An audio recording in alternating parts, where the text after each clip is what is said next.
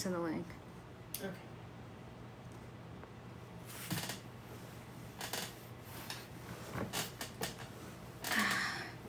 And then send the link in the go ahead and send the link in the Unfuck America Tour Discord as well. And then I'll get the link to Destiny.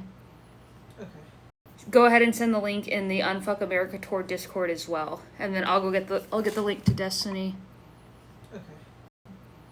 Okay.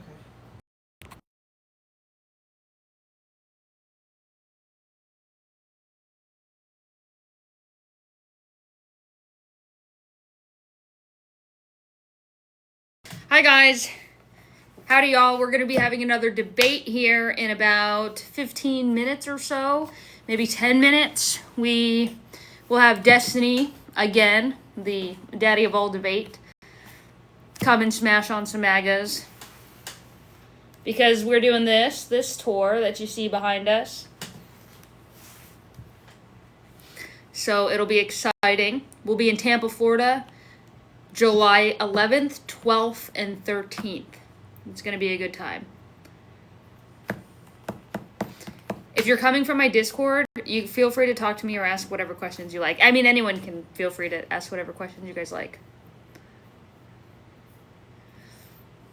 And I'll respond.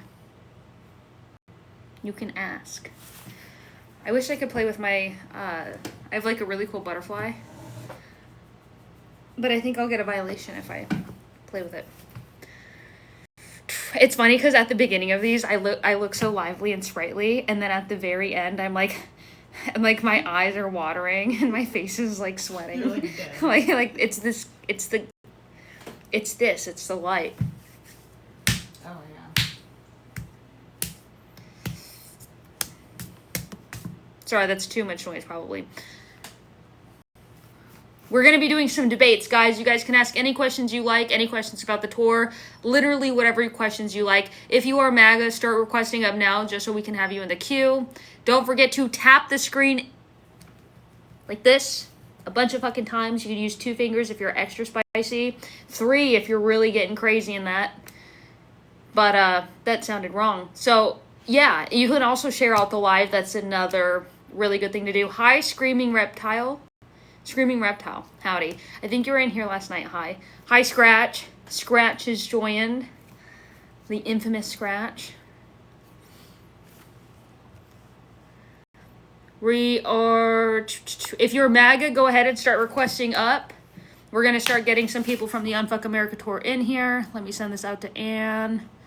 Let me send this out to C-Mags. I'm going to send it to Driven Progressive, because why the fuck not? You guys can send it out. Tap the live like crazy. Tap, tap, tap. See, I'm doing it too. I'm tapping as well. You guys can ask any questions while we wait for our debaters to come up. Tropicana, or Tropinka. I hope I did not fuck that up. Hi, how are you doing? How are you? Mercy Glaze. Okay. Hi from Seattle. Hi. I used to live in Washington a little bit. Will you guys have the Nuremberg trials for the maggots? No, I don't think we need to have any trials here.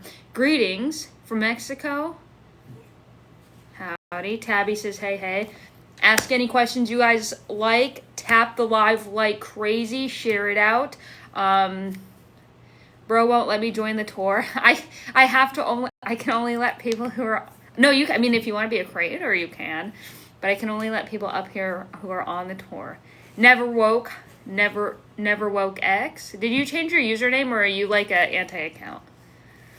Hope all is well. Much love from Illinois. Howdy, howdy. Hi from New Mexico. Do you ever bring teachers up when MAGA folk come on and talk about education? For right now, we're only bringing people from the tour up. So that's only because this is it's specific to the tour. Hi, Never Woke. I hope you're doing okay. I saw that video that I Lift for Donuts made about you, and I definitely was defending you in the comments. So I was like, how dare you do this to him, my boy. I'll get so much hate for saying that, but it's fine. Love you too, buddy. They're gonna clip this. She said she loved Never Woke. Oh my god. That's the problem, Never Woke. You might see my content and then, isn't this the Dean and Parker thing? No. This is the him thing. And the her thing. And her, or they, them, and it right here. This is me. I'm the it. Right? And then the him. Anyways, are you debating MAGA or supporting MAGA? We're debating MAGA. I know it's covered up. It's, oh, there we go. But we're debating MAGA. Remember, guys, tap the live, tap the live, tap the live, and then share it out. If you're MAGA, go ahead and get up in the chat. We're about to load up our creators. I started a little bit early. I started like 15 minutes early. So, but we're going to have some cool debates going here.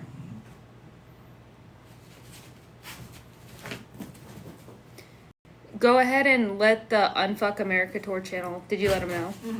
Oh, no. This is wild. Thanks, Scratch. You don't have to do that, though. Just, if you sent me a hat and a mustache, then I'm going to have to send you one back the next time you join a panel. You guys just tap the live like crazy. We're about to have Destiny up here. We're going to have Ann up here. We're going to have C-Mags up here. And then I'm already here. So I'm the one who comes to the party a little bit early. You know, it's fine. Destiny's the GOAT. Yeah. Yeah. What I love about Destiny is, like, I saw he made a video on YouTube. I have been really upset over the woman who, the Fox Rescue woman. If you know what I'm talking about, you know what I'm talking about. I've been very upset about that. And then I saw he made a video on that because, like, he seems to be pretty against that kind of stuff. You know, like, the online spaces are just ridiculous. The way that people act in these online spaces can cause people to, you know, do those things to themselves. And I don't know. I see that as, you like see bleeps of his character, and I think that's really cool. That's something that pisses me off. Like, no, I hate bullying so much. I hate when people bully other people. It very much upsets me. I think it's like, yeah. I'm a libertarian. Can I see if we can find a middle ground? Yeah, you can come. I mean, if you want to talk to me before, maybe if you want to talk to me before the rest of the crew gets up, that's fine. I guarantee we probably have a lot in common. I enjoy the libertarians. I like you guys because I think a lot of you guys are fair. Libertarians are the type of people that seem to really, I mean, maybe the way they go about things, I don't know, it just seems very fair. Like, I've never met a libertarian who didn't think that LGBT people shouldn't get married. Every libertarian I've ever met was like, yeah, this is the Constitution. Everyone gets rights under it. So I respect that. Hi, Mercedes. I almost fell for all the hate about you, and I researched and listened to you. Stop it. You're getting a follow for that. Where are you? Come here. That was really sweet. Yeah, there was a lot of hate, but I think a lot of the people who are doing that, they come from a certain part of the internet that I think is a little bit dark. And I don't think they want to compromise or have genuine conversations with people. Like, sometimes I get a lot, like, they'll come in these lives and then get mad at me because they tell me that I'm not slamming MAGA down on the table hard enough. And I'm like, it's because I'm trying to have genuine conversations. That's why. I'm actually trying to talk to these people without getting them into these, you know, ridiculous, I don't know, the gotchas are fine for a certain audience, but then it turns into, like, name calling and all this stuff, and I just don't think that's productive. Calliope, that's really, really cool. Yeah. And then people were saying that I was this and that, and I'm like, you just gotta talk to me and you'll realize, no, not at all. So if you have any questions, the other thing too is I've been open and honest from the beginning about where I came from. Like my first like multiple videos on this platform was like, hi, I'm ex-maggot and I came from this crazy group that I was with for like 6 or 7 months, and I'm like, hey, they're fucking psycho, and then I left and I came over here, and I was like open and honest about that from the beginning. I have a video down there talking about it for like 10 minutes. It's got like about 1 million views. It's got a lot of views. Like, and everyone is in the comments supporting that I moved over after being, you know, a conservative for so long. Granted, I never voted up until this election. I voted for Kamala Harris. And I'm like, wait, I've been open and honest about this from the beginning, and you're choosing just now, like 8 months later, to try to ream me for it? That's crazy. We appreciate you and for holding the space. I thank you for holding space. Damn girl, there you are. TikTok had you lost on here. Yeah, TikTok. It was all the crazy lefties reporting me. And I don't mean crazy lefties, like I love leftists. I just have a problem with certain brand of them. Do I support ICE? I support I support like border legislation. I support making the process easier. It shouldn't take 20 years for someone to be able to get their citizenship, and then even then that's not guaranteed after 20 years. I do believe that we need to enforce the border. I do believe that we need a strong border, but I believe the issue that we're experiencing today is a result of we haven't had border legislation since the 90s, and then the one we did have, the Langford bill, got shot down by Trump. So that's my answer. I mean, my answer on the border is it's not just like, do you support ICE or not? Like, I support border legislation and I support border enforcement. I just think how we're doing it is trash. And how we have been doing it has been trash for a long time. How do you feel about the nationwide injunctions being banned by the Supreme Court? I don't understand why Republicans do things like this, because it might help them now, but in theory, we can play the Uno reverse card if we win the next election. So like in 2028, if we win, we can play the card that they just gave us. We can use that ruling, use that case in order to do the exact same thing that they're about to do with it. And then they're going to blame us and call us unconstitutional and tell us that we're overreaching power. So I look at it as a negative right now, but then I'm like, I always think in the long run, and I'm like, okay, flip it, Uno, and reverse it. Do you like millions of criminals coming into our country? Well, I don't think they're all criminals. If you think they're all criminals, that's kind of wild. I think that criminals should be deported, and I do believe in a strong border. Why was everyone trying to drag you on the app? Something about smirk during a live? I forgot. Of course, everyone already forgot. Yeah, because so I'm autistic, and like everyone knows, anyone who knows me knows that when I'm extremely uncomfortable, I just like, you're not going to get the best reaction from me. So I'm just sitting there like this, uncomfortable, like heavy breathing, you know what I mean? Because of a situation where someone popped up and started playing like this really fucking racist video. And like, it's just like fucking not a comfortable, what the fuck is that, you know? And then they clipped it. Even though all of us denounced that video.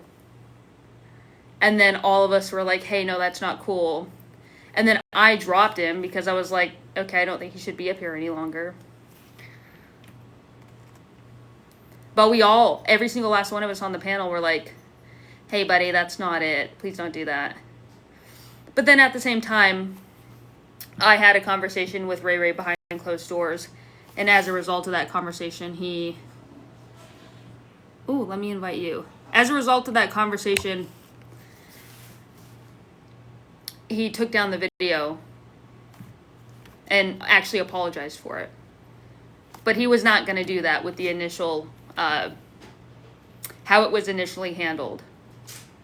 how it was initially handled, he actually was going to fly the opposite direction and never try to make grounds with Democrats and never try to have conversations with us, because he was, you know, public shaming and public lambasting is not how we do things.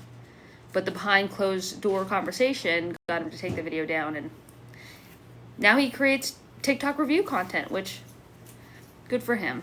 I regret my vote for Kamala. We should talk about that. Actually, if you want to get up, yeah, Destiny's coming up. If you want to get in the request box, we should definitely explore that regret for Kamala vote. Destiny will be coming in. The GOAT will be coming. I actually disagree with liberals on the Langford bill. What do you disagree with on it? Or what do liberals want about the Langford? Yeah, Destiny is coming. Destiny is on his way. Anne is going to be on their way. Yo, Sweden's here, and even we have been influenced by shit like this. What about Sweden? How could you regret the Kamala vote when she's not in office? That's what I was wondering when he said that. W. Ann. Yeah, W. Ann. W. Ann. Where's my hat from? It's custom made. There's no other hat that is tan with a fish. Like this one, exactly. It was made for me. Custom. What's the difference did your vote for Kamala make? I think you're talking about W. Ann and Destiny, I guess. Sorry, I will like start a sentence to answer a question, and then I'll read another comment before finishing my sentence, and then I just like completely dropped off whatever I was saying. I'm so sorry. You guys can ask any questions you like as we wait for the GOAT and the GOAT. Both GOATs. There's two GOATs coming. Destiny the GOAT and Anne the GOAT. And then Destiny, when you are in here, if you can hear me, if you are in here, just send a request up. Politics aside, do you believe everyone should be treated equally? Yeah, of course. And I think that should be a no-brainer. And I think anyone, regardless of your religion, regardless of your political affiliation, should believe that. And if you don't, it's kind of like, eh. The part where border agents become de facto immigration judges deciding asylum cases with a court. I want to talk to you about that because I want to hear what you have to say about it. What up, lady? How have you been? Pretty good, pretty good. It should be a no-brainer. Yeah, I think it should be a no-brainer. Thoughts on T-Lo 2? T-Lo 2? What is that? What's that? Centrist Sebi. Hi, buddy. Hi. I'm glad to have you in here. Did you hear about the Canadian person that got by ICE?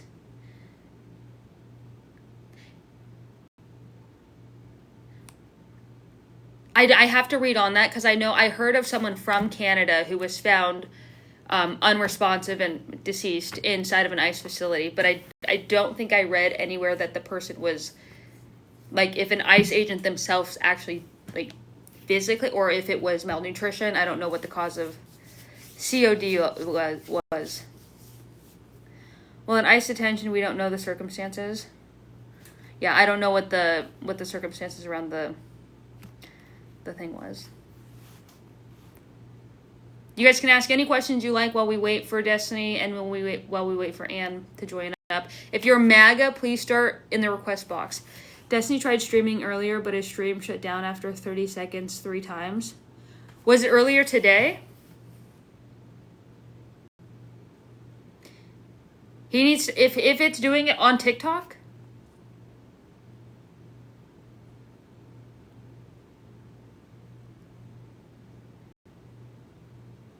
You're not MAGA, Mercedes? Fuck no. The fuck?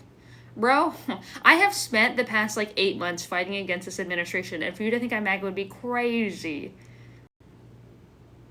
With Destiny's Live, how many followers does he have on that account?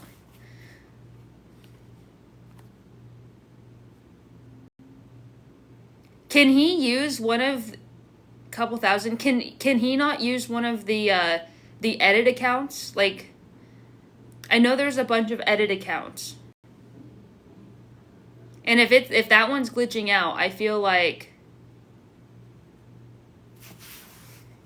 He doesn't want to use a big one that could get banned. That's true.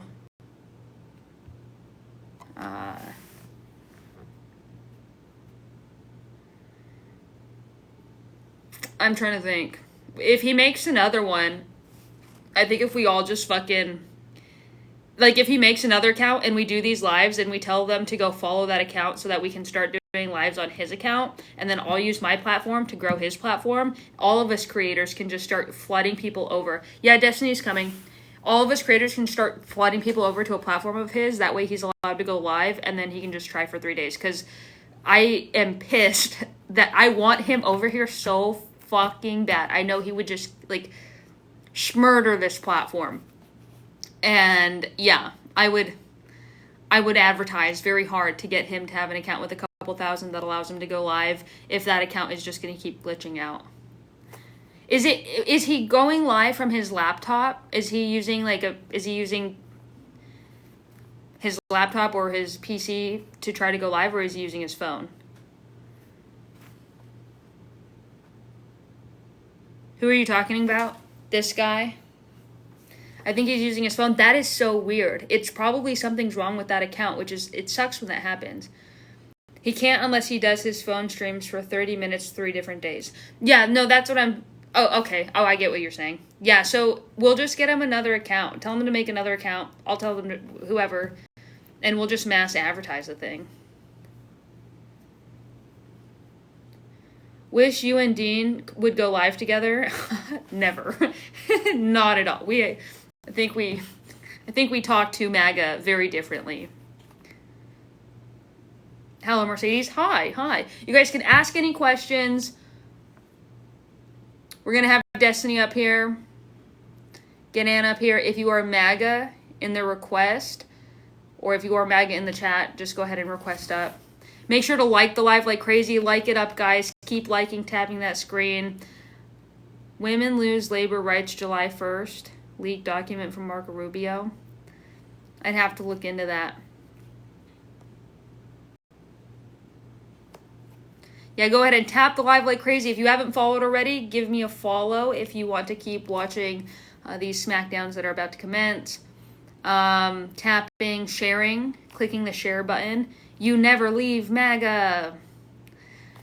I mean, I've been on this side for a little bit now, so I think I definitely left MAGA. Oh, so you don't like his beliefs? No, there's a video that I wish I could play in the background here, and it's about the inability to understand generalizations. So when you make a generalization about a population and someone responds, for example, if I said something along the lines of, a lot of candy is sweet, and you're like, no, that's not true, there's sour candy, and it's like, wait,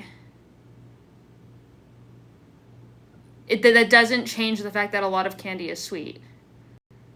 You know what I mean? You don't have to try to discredit it. I don't know, it's just the inability to understand a generalization and then use it as a moment for something else. I had to refollow you at least 6 times. That sucks. If you guys are MAGA in the chat, please request up. Where's older millennial? Behind bars. Older millennial is behind bars, and he will be for a minute, I think, because he's going to have to be moved to a separate county to serve out a non-bond warrant. He can't get bond in the next county. Do you normally tag your lives as adult warrant? He can't get bond in the next county. Do you normally tag your lives as adult?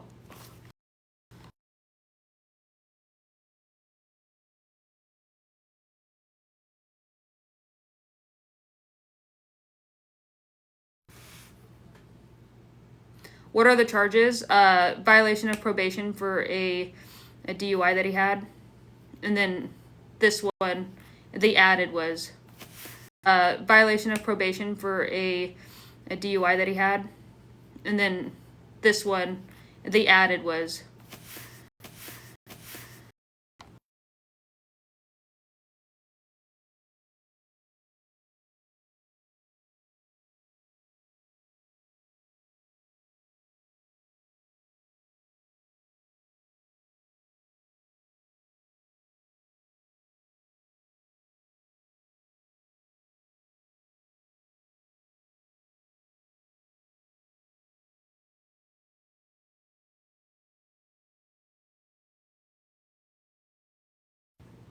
Hi guys. If I'm in, can I?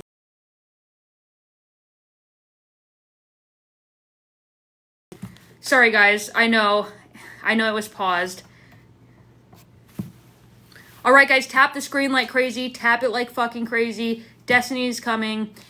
He's trying to go live on his channel really quick to see if it's gonna like go down or not. So we'll see if it goes down or not.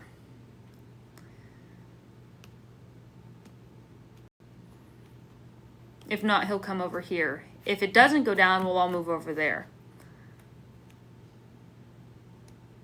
Anyone else keep getting the live is paused as soon as they join in? Okay.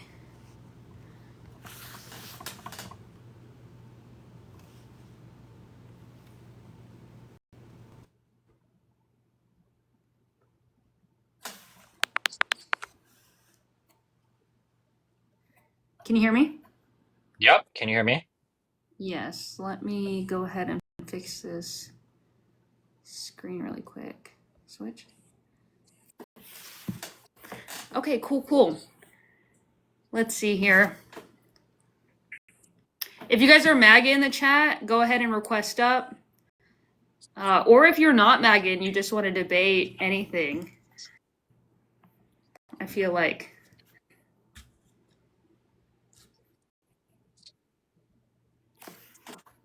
Okay, we have a request.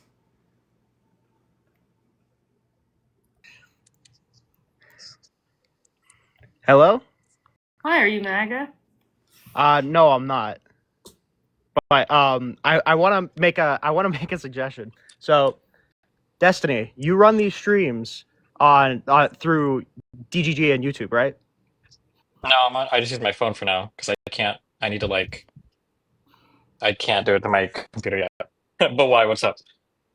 So there's this thing. I also run these kind of streams. There's this thing called a Bluetooth audio receiver that you can just like run your phone audio through your computer, and it would make the YouTube stream so much more listenable. Yeah, or I could just. I just need to make it so I can go live one more time so that I can just stream it from my desktop. But for some reason, I can't. Every time I go live on TikTok, it like kills it or on the live my stream after 2 minutes, and I don't know why. It's really annoying. Okay. Okay. The main drawback would just be like you can't join other people's lives like that. But okay, I see the master plan now. Okay. Well, I don't think I can join people's lives if I'm live on this anyway. No. There's like the live battle things, which is kind of akin to that, but like the way that you're joining Mercedes stream right now, you couldn't do if you were live on like through the desktop app. And the desktop app is also just like really, really bad. Giving you a fair warning. Okay. Well. Okay. Well, appreciate everything. All right. I just wanted to throw that little piece of information out. Oh, okay. Well, thanks. I love everybody. Hey, Slowy, you said you wanted to debate birthright citizenship? Yeah, I would love to. Thank you for the opportunity. Did you vote for Trump? No, I didn't. I voted for Jill Stein, but I support some of his policies. Okay. Go ahead, Destiny. Take it away. What exactly are we debating? Whether or not we should have birthright citizenship, or whether or not Trump removing it was a good idea, or what? I guess more specifically, I guess I mean the strongest version of my argument is that I would support having birthright citizenship. We've had it basically for the entirety of this country. I don't know why we would rescind it now. I feel like you need a good reason to get rid of something that we've had for a long time that's been working, and it seems to be pretty common in new world countries. So, I would say I think it's a good thing to move towards because in the future it could limit the families being torn apart. If we could address that problem by limiting the access, because the system as it is currently, I believe, is set up to tear families apart. And it seems that was something that was very upsetting, not only to the left, but to the right as well. So how was it set up I to think it's a tear good thing families to at least apart? address it. Huh? How was it set up to tear families apart? So if you can't deport a U.S. citizen, correct? Uh, Theoretically, yeah. Right. Well, yeah, in theory, right? So if a child is born here to illegal parents, then that child is essentially at risk of being or of having its parents deported at any point in time. How? Well, the parents don't get citizenship, correct? The if oh, you're saying if a child is born here, and then granted citizenship, the parents don't have citizenship and the parents get deported? I mean, they could theoretically just take the child with them, no? You can't deport a U.S. citizen. I thought isn't that Well, you currently wouldn't be what the deporting system the is? child. The child would be going with the parents to another country, right? Is that how that works? Yeah, I don't think that the country would just abduct the child. I think the parents would have a right to take the child with them. So what was all the hoopla about the families being torn apart? Who was being deported But I think the issue just was there recently? was a woman who had a child, and that child ended up being deported along with the woman, but there were family members in the United States that wanted to keep the child. So the child would Wait, have had so are you family here saying that wanted. are you saying the media is misreporting that families are being torn apart right now? I, I don't know what media you watch, or I don't know how to respond to a claim that broadly. I, I, Well, if you're talking about the woman from New York, if that's like a specific case you're referencing, she got deported and chose to take her child with her. The court ruled that she had custody over the child. And the father, as far as I know, like never fought it. Like it just got reported that she like went back to her country with her child.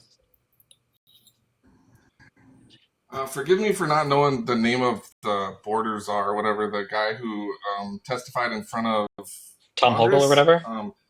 Yeah, wasn't it like a huge talking point that like they were talking about like tearing families apart or like separating families at the time of arrest and stuff like that? Like, I don't know. Are we debating talking or, points right now, or like everybody has talking points? I'm not here to debate a talking point. I don't think that we should keep birthright citizenship because of a talking point. I think we should keep it because it seems to be part of the heritage of our nation. It's pretty common in the New World, and I don't see a reason to remove it. is it a standard practice to at least have one parent being a U.S. citizen in order to grant birthright citizenship in other countries?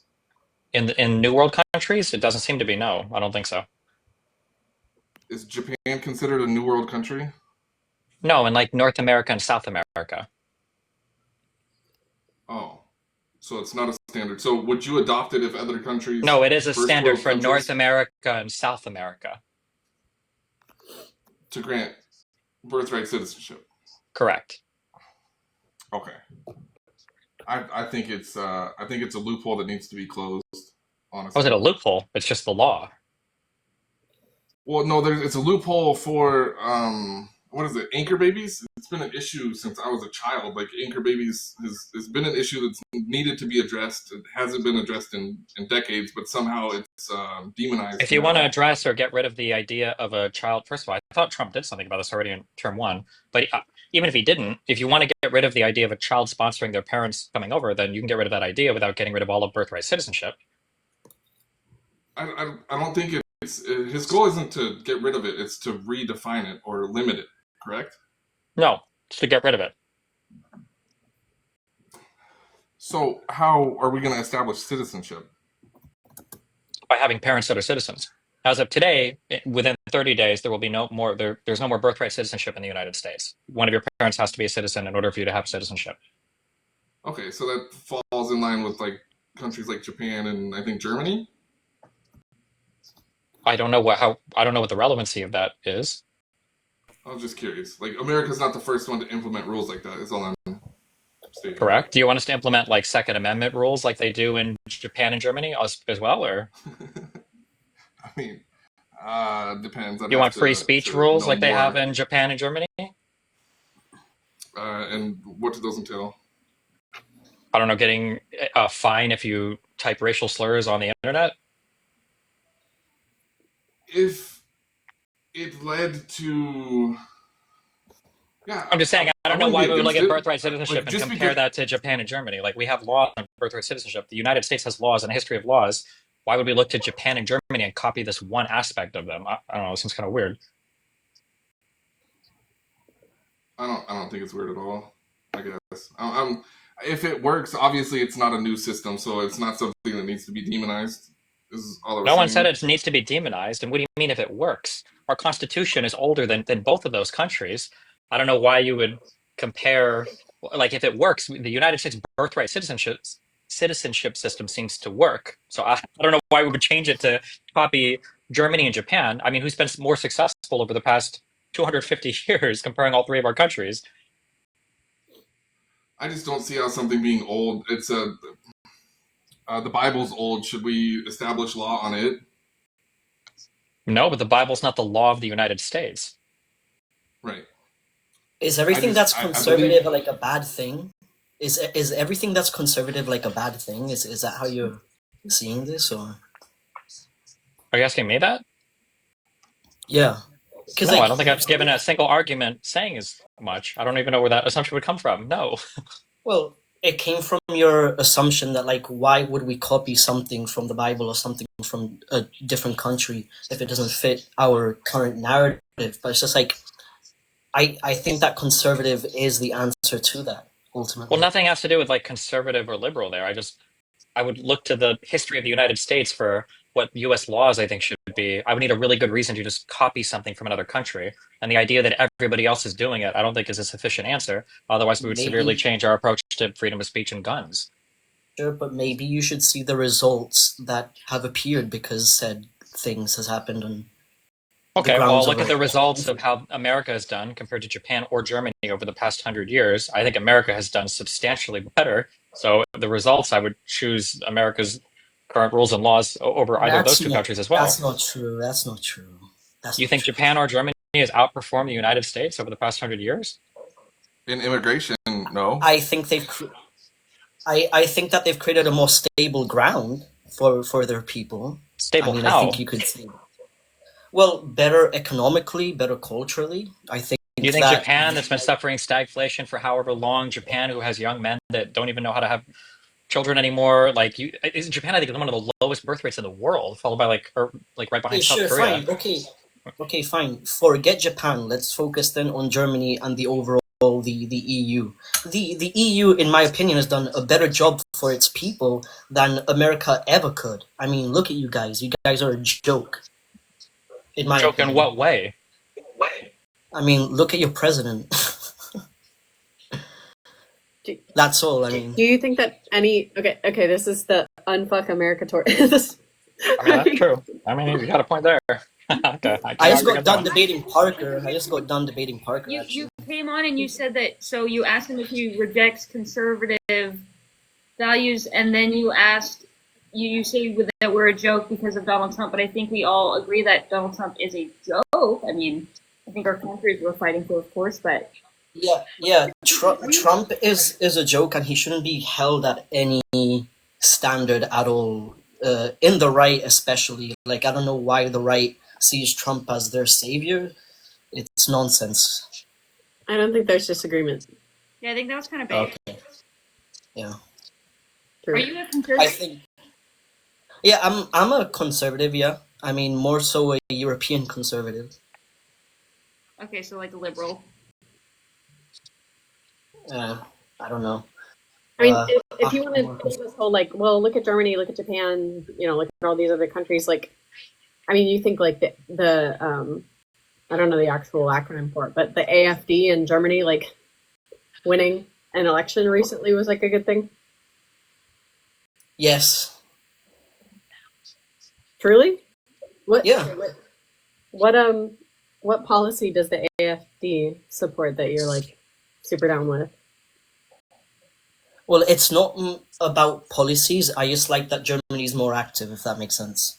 Wait, okay. So then the problem wasn't the specific party, which is what I was pointing out, was the specific party, the super right-wing conservative party winning. Because right now, what you're doing is shitting on super right-wing. I mean, I'm not. No, I'm not shitting on super right wingers. Okay, fine. Like, there's particular ideals that are good in all of these political parties. Like, you cannot lie. like you understand, but okay, you understand. Like the AfD is just like the MAGA of Germany. Like, you know that, right? Nothing can beat the stupidity of MAGA. I'm sorry. That was Like, that was like super it's just like Super great, That's super great response. that's just an absurd claim. I'm sorry. Super great response, buddy. Yeah, I don't even think Yeah. he knows what the AFD is. I mean, that's just interesting. Like, you want to bring up Germany, but you're like, oh, I don't know what the AFD is. I can't name the policies. Like, Yeah. Okay. So, is there any MAGA in the chat who wants to debate, or anyone? You can debate about anything at the end of the day, but like, bring some fire. Okay. Wait, was that guy not German? Or why was that guy bringing up Germany? I have no idea, but he went on. The reason why I don't even think he had much commentary on the AFD because I don't even think he knew what it was. Oh. yeah. That's weird. But that's just weird to bring up like random countries and then you're like, oh, I actually know nothing about this country and like their legal system and their policy and Omar, do you Yeah, want because the last guy brought up, I guess, Japan and Germany. I guess. Hi, buddy. Are you a conservative or you support MAGA or what's your? So I'm more of an independent, and I just had a view on immigration which like more right leaning, and I was seeing if you guys would want to discuss immigration. Sure. Okay.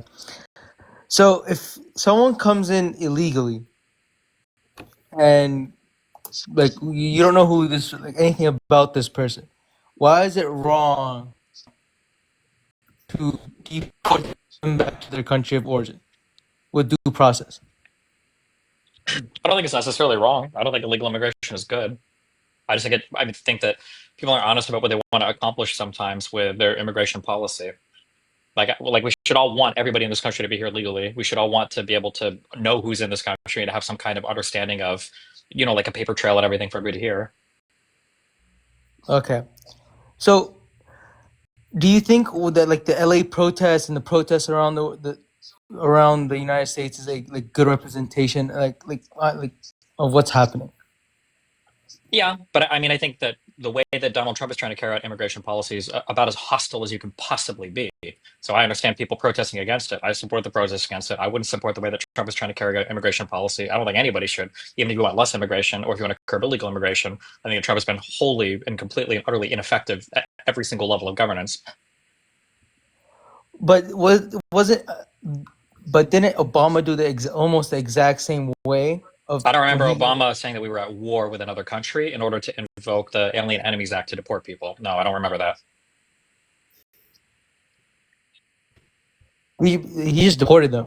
He just like without like every single president has deported people. Yeah, that's the president. I mean, the federal government does it. But not at the level of like Obama. He would just like deport. If I was like deported between 2 to 5 million people, like so with some without even due process, just kicking them out. No, I think most of these were just like turnarounds at the border. But I don't know how this is relevant to why people would protest Donald Trump today. I mean, there were people that protested Obama and his deportations as well. Like a lot of Hispanic organizations and Mexican organizations were unhappy with that. Okay. Okay. The things about the LA protest is if you're going to like wave the flag of okay, let me ask you this. Do you think it's okay to burn the American flag? Sure. Why? It's a form of protest. It's protected speech. Isn't that like, wouldn't that be considered hate speech or an act of terror? You can consider it hate speech if you want, but we don't have hate speech laws in the United States. An act of terror to burn a flag? No, I don't think so.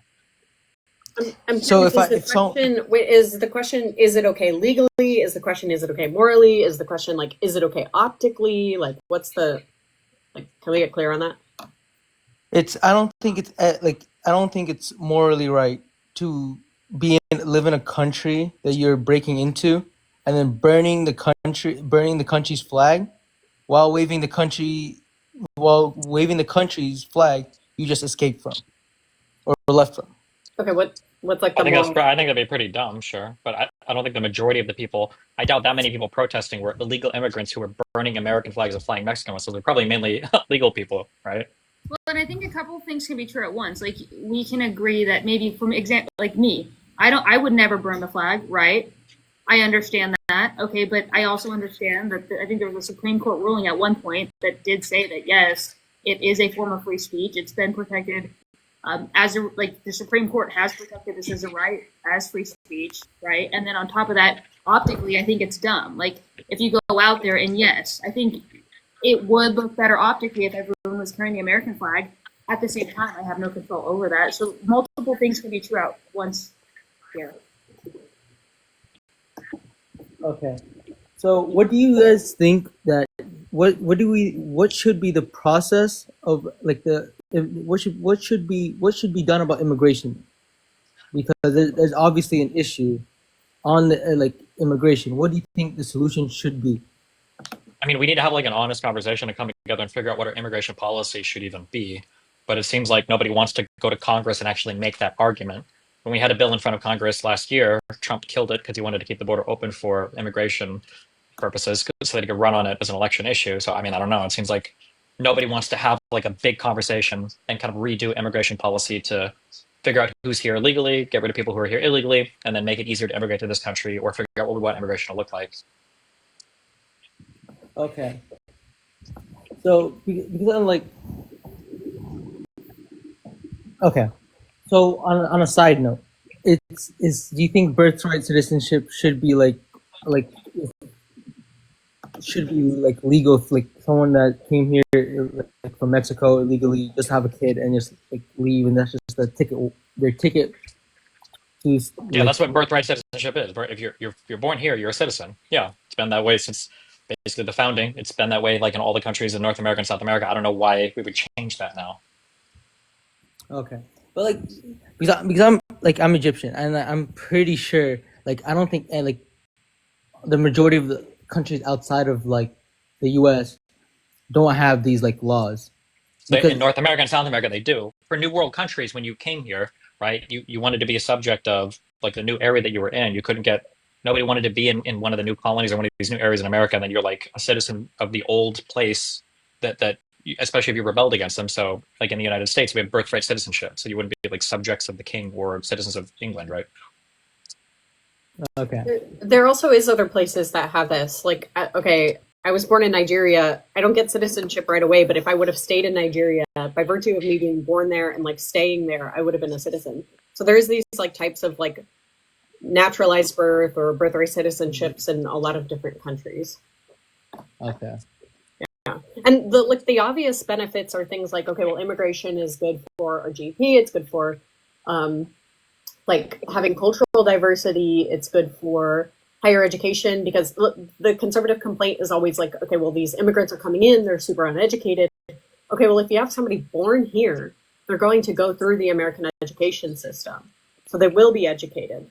You're just adding more people to the workforce. You're adding more people to the education system. Like, you're benefiting off of their labor that they will literally work for cheaper.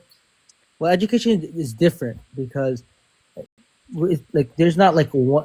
We do have like a set system for education, but it's like there's so many like variables to it, because there's like property taxes determine the funding of your school and the type of like the environment. Okay. Someone that lives in Beverly Hills or versus someone that lives in the hood, they're not going to get the exact same education. The people that came here, for the majority of the time, they're not very rich, or they're not coming here with extreme wealth, so they're not going to the best schools. So their education. Right, but if we can encourage these people to pursue primary and higher education, then we turn those types of low-skilled workers into high-skilled workers. You're getting a benefit out of educating people. It's okay. Like, do you think the American education system is like even on par or worse than Mexico's? Like in any state almost? It's actually better. I know like American education system is better than Mexico. Really, right? Like, I think we're gonna move on to give Peyton a try really quick. Peyton, are you MAGA?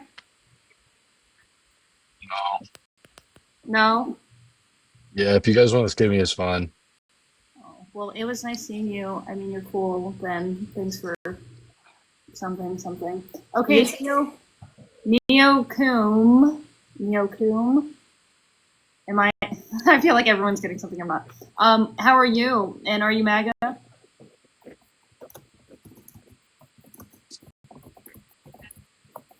Buddy? You said Peyton, and I had like a PTSD response. I was. No, don't worry. He's still locked up in jail, so. Is he actually? Yeah, and he hasn't come out. I don't think so. He hasn't made any content about it. So, and it's Georgia that got him, so we all know Georgia don't. Damn. Yeah. I mean, dang. No, I mean you can cuss. I'd assume he would be like content farming the fuck out of that about how it was such an injustice by the system. Like, yeah. Okay, OG Mindplex fan. That sounds legit, right? Mindplex. I don't even know what a Mindplex is. Hi, are you MAGA? Is that Destiny? The one and only. Holy cadoodles. Not the fan club. Shit. Well, I just want to say, what's up, Destiny? I'm going to drop Hey. now. Wow. That was sweet. That was really sweet. Okay, Neo Coom wants to try again.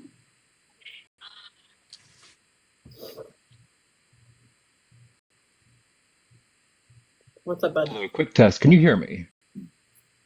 Yeah, loud and clear. Oh, wonderful. Well, I have a question for professional carpet salesman Stephen Bennell. What precisely is an American?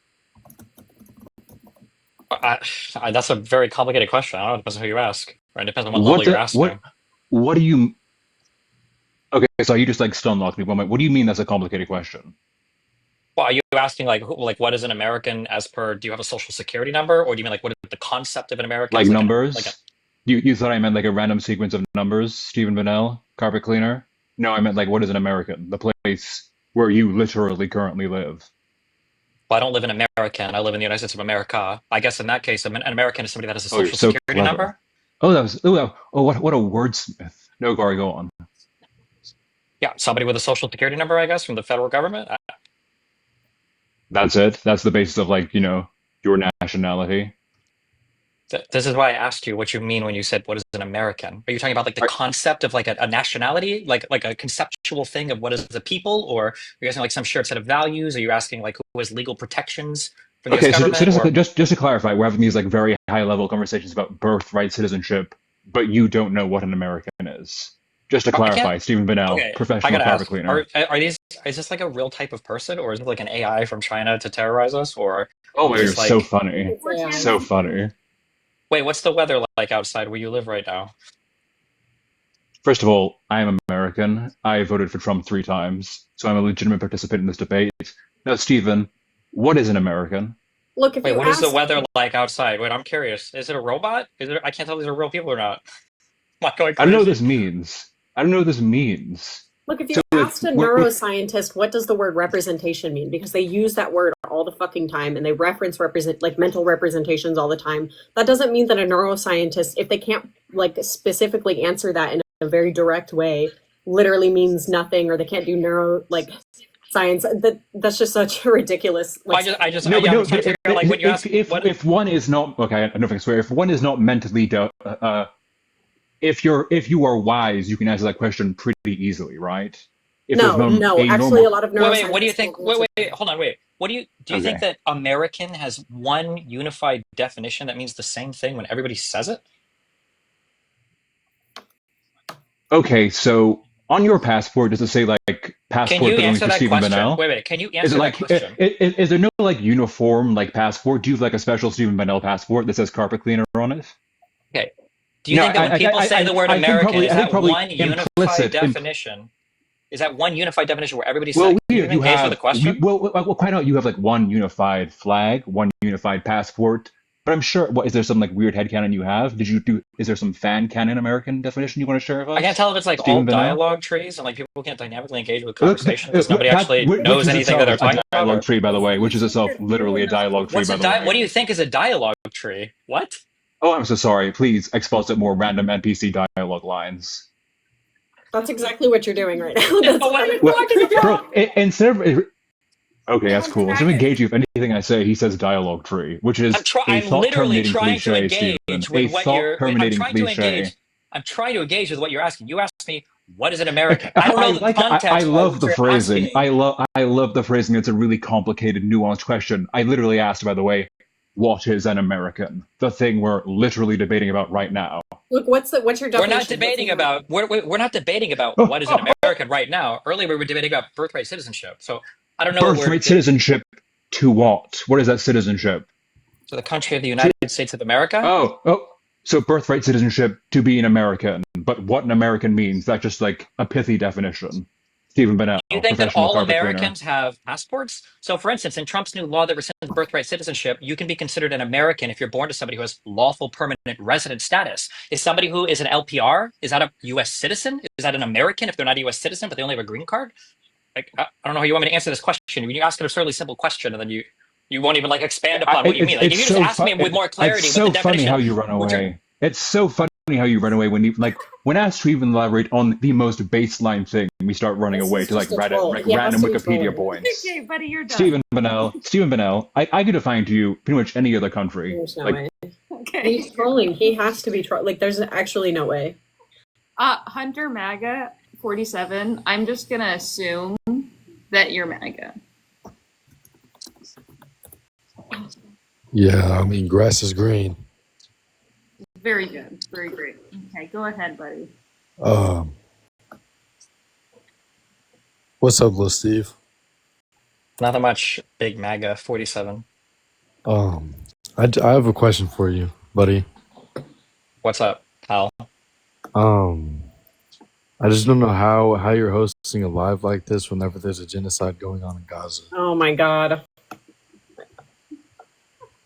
We're raising awareness for the genocide, and the fact that you just brought it up means that I'm glad that we're hosting it. So now more people even know. I'm sure there's at least one person in the audience that knows there's a genocide going on, and now they know. So thank you so much for bringing that up.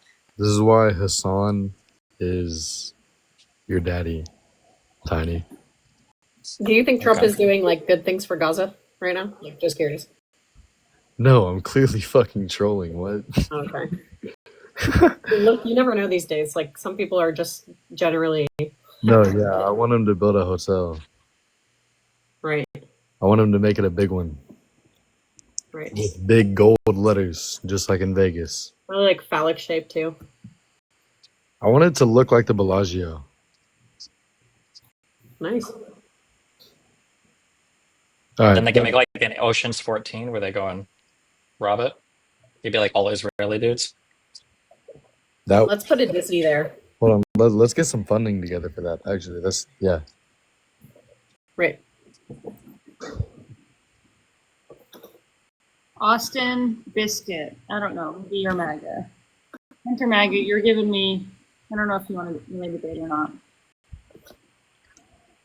No, I'm just enjoying talking to you guys. It's very fun. I love you, Hunter MAGA 47. Be careful. All right. Love you. Bye bye. Bye. Hello there. So my name is Andy Biscuit. I'm from Wales, the UK.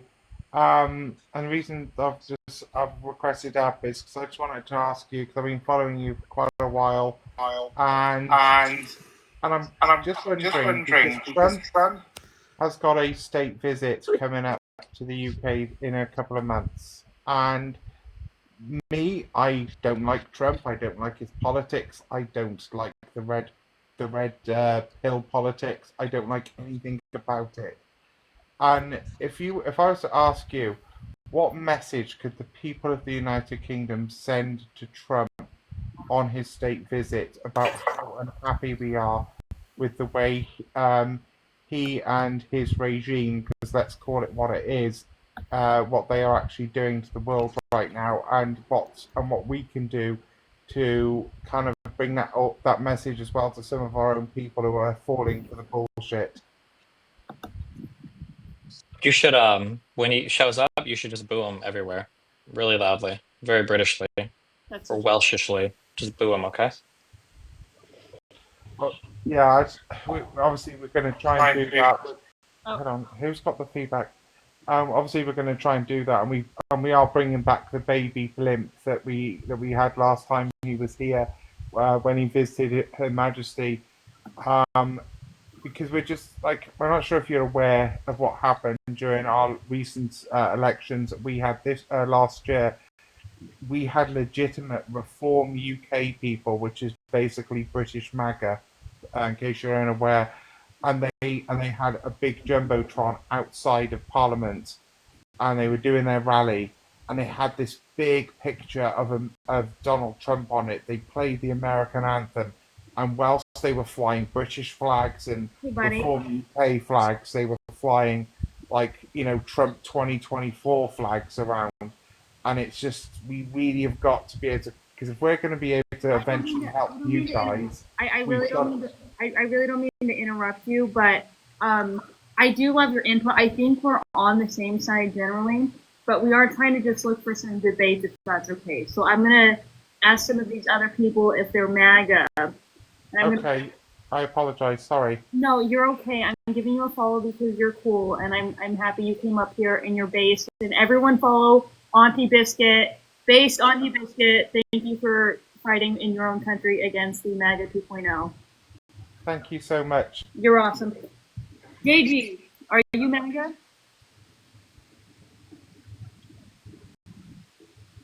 Okay. Joe Polygot, are you MAGA? I am, and I had a comment directed at Destiny, which is Yeah, what's up?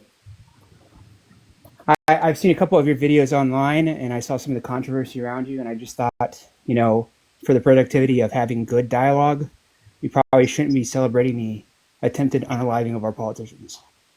And it's a really low threshold, The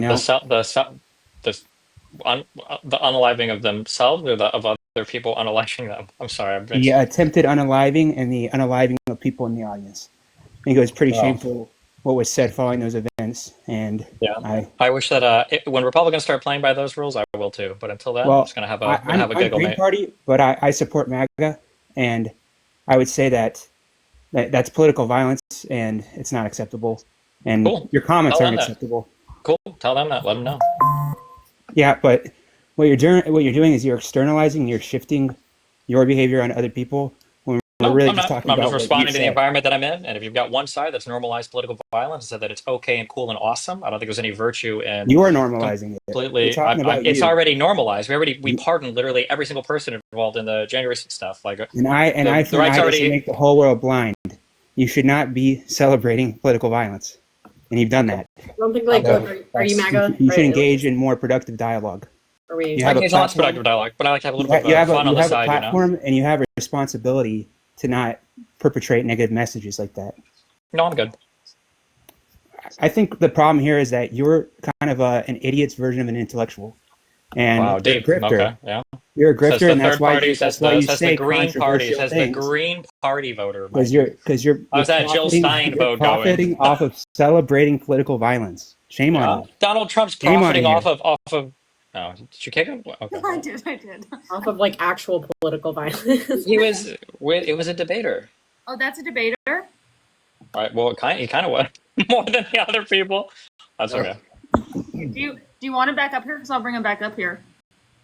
No, I don't care. You can do what you want. Sorry, I just don't want people to have the impression that I'm telling people to kick people that are challenging me or something. Guys, I'm at liberty of kicking. Jesse's not kicking. I'm just, if you're not debating, or if you're just gonna pop off on the political violence train while you elected Donald Trump, and then also tried to pretend like the assassin on these two political representatives or lawmakers or Democrats in the situation that happened a couple weeks ago. I think you're just dishonest. Kyle Arnett, are you MAGA? Yeah. But thanks for having me on, is what I first wanted to say. And I'm not the biggest supporter of Trump. I think he's better than Kamala. I think he's not doing a good job right now as of the second term. But I do think he will turn around. That's kind of my position. I mean, I feel like he's. In what way could he possibly do a good job? What are we expecting? I guess. I guess I was expecting a similar run to his first term, which I think he did good his first term. How did he do good his first term? No major new wars. Obviously, we will have to see how the Israel-Iran stuff plays out, so that might turn around. That's why I was saying I don't think he's doing the best job so far. Well, I mean, I in the feel first term, like didn't we literally bomb Syria and assassinate Soleimani? I wouldn't classify that as a major war, but yeah, you could. I guess that a major is an opinion statement. You could see that as a major event. Was bombing Iran this time a major war? If it's just bombing Iran, then probably not. But if it escalates any more, then yeah. Okay, has Trump taken more military actions in the first 100 or whatever 6 months of his presidency, or did Biden take more military actions in the whole 4 years in office? Probably Trump. So then, how is Trump doing a better job, I guess, on the war front than Biden did? Well, because I wasn't just saying internally and just in America. I was saying like with the Ukraine-Russian war and the Israel-Palestine war. I don't really blame that one too much on his administration though, because I feel like that's been brewing for. Why do we get? Wait, how does? Are we blaming Ukraine, Russia, and Israel, Palestine on Biden? I just said not as much as the Israel-Palestine one, but the Ukraine-Russian one, I do. I wouldn't say he's the main thing, but I would say yeah, he was a key in the. Well, so for Israel, Palestine, Donald Trump said that in his term that he signed a deal that achieved peace in the Middle East, and then a couple years later, there's the largest terrorist attack ever in Israel. Square this for me. How did he? What did Donald Trump do to ensure peace in the Middle East, or why would we blame that one on Biden? What did Biden do to cause the October 7th attacks? I don't know if you heard me, but I said I don't necessarily blame Biden for the Israel-Palestine one. Okay, but you do blame Biden for the Ukraine-Russia one? Yes, his administration. Why would we blame him for that? Like I said, I don't 100% blame him. I don't think he's even the biggest contributor. I think it's obviously Russia and Putin.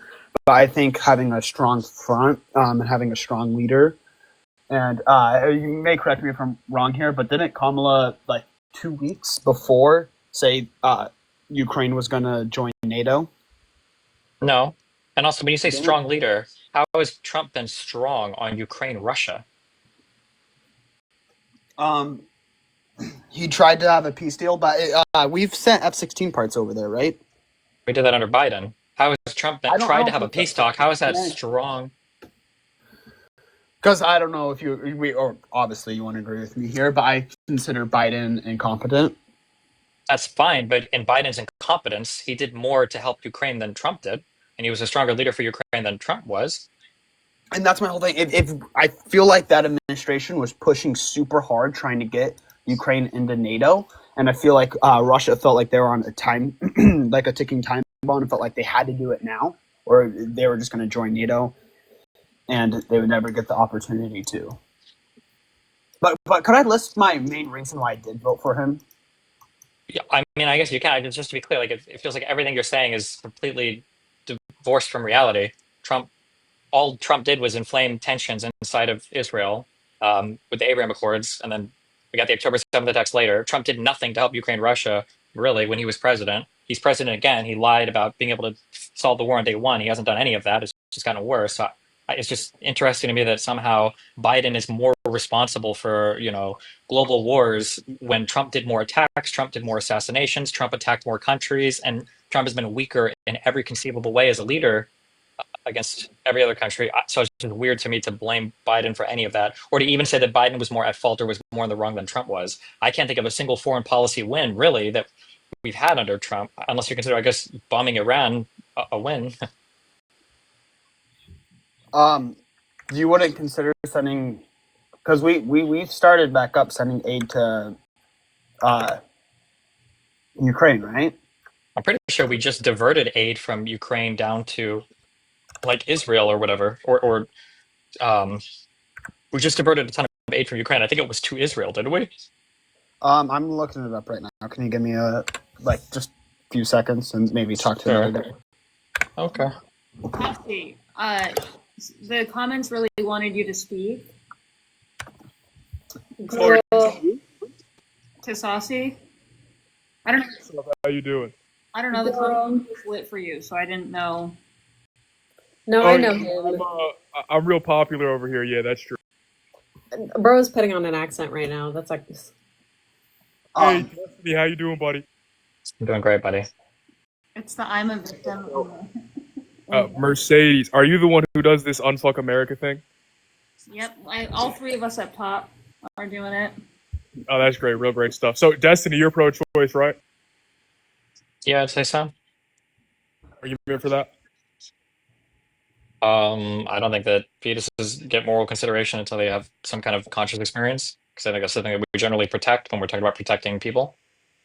All right, fantastic. You want to formalize that for me? When we grant rights to people, we're granting rights to people having human conscious experiences.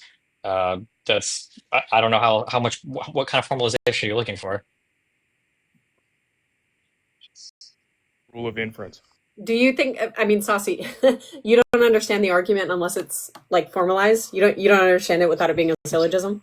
Now, like, I could understand it, but I just want to make sure there's no begging the question. I want to make sure there are no fallacious tactics being deployed by Destiny here. Right? You've been debating abortion on TikTok for over a year, and you don't understand the argument without a syllogism. Like, you don't understand a pro-sentience argument. Look, I think you just heard me say I do understand. I just want to make sure that there's no fallacious tactics deployed by my main man Destiny up there. So formalize it. Gotcha. Okay. I mean, humans. I would say that human conscious experiences are worth defending.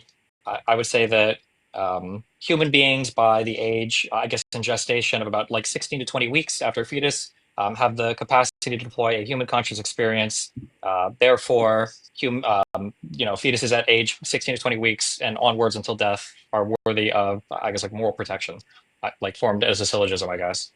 Wait, you think that's a syllogism? Do you think that's valid? Sure. What's invalid about it? Follows no valid rules of inference. So a syllogism typically is going to follow the modus ponens inference rule, right? That was no inference rule, unless there's one I'm unfamiliar with. Maybe it's like the Stephen Bonnell inference rule or something like that. But if you could stick with any of the known inference rules, that would be great. Okay, hold on. Give me a second.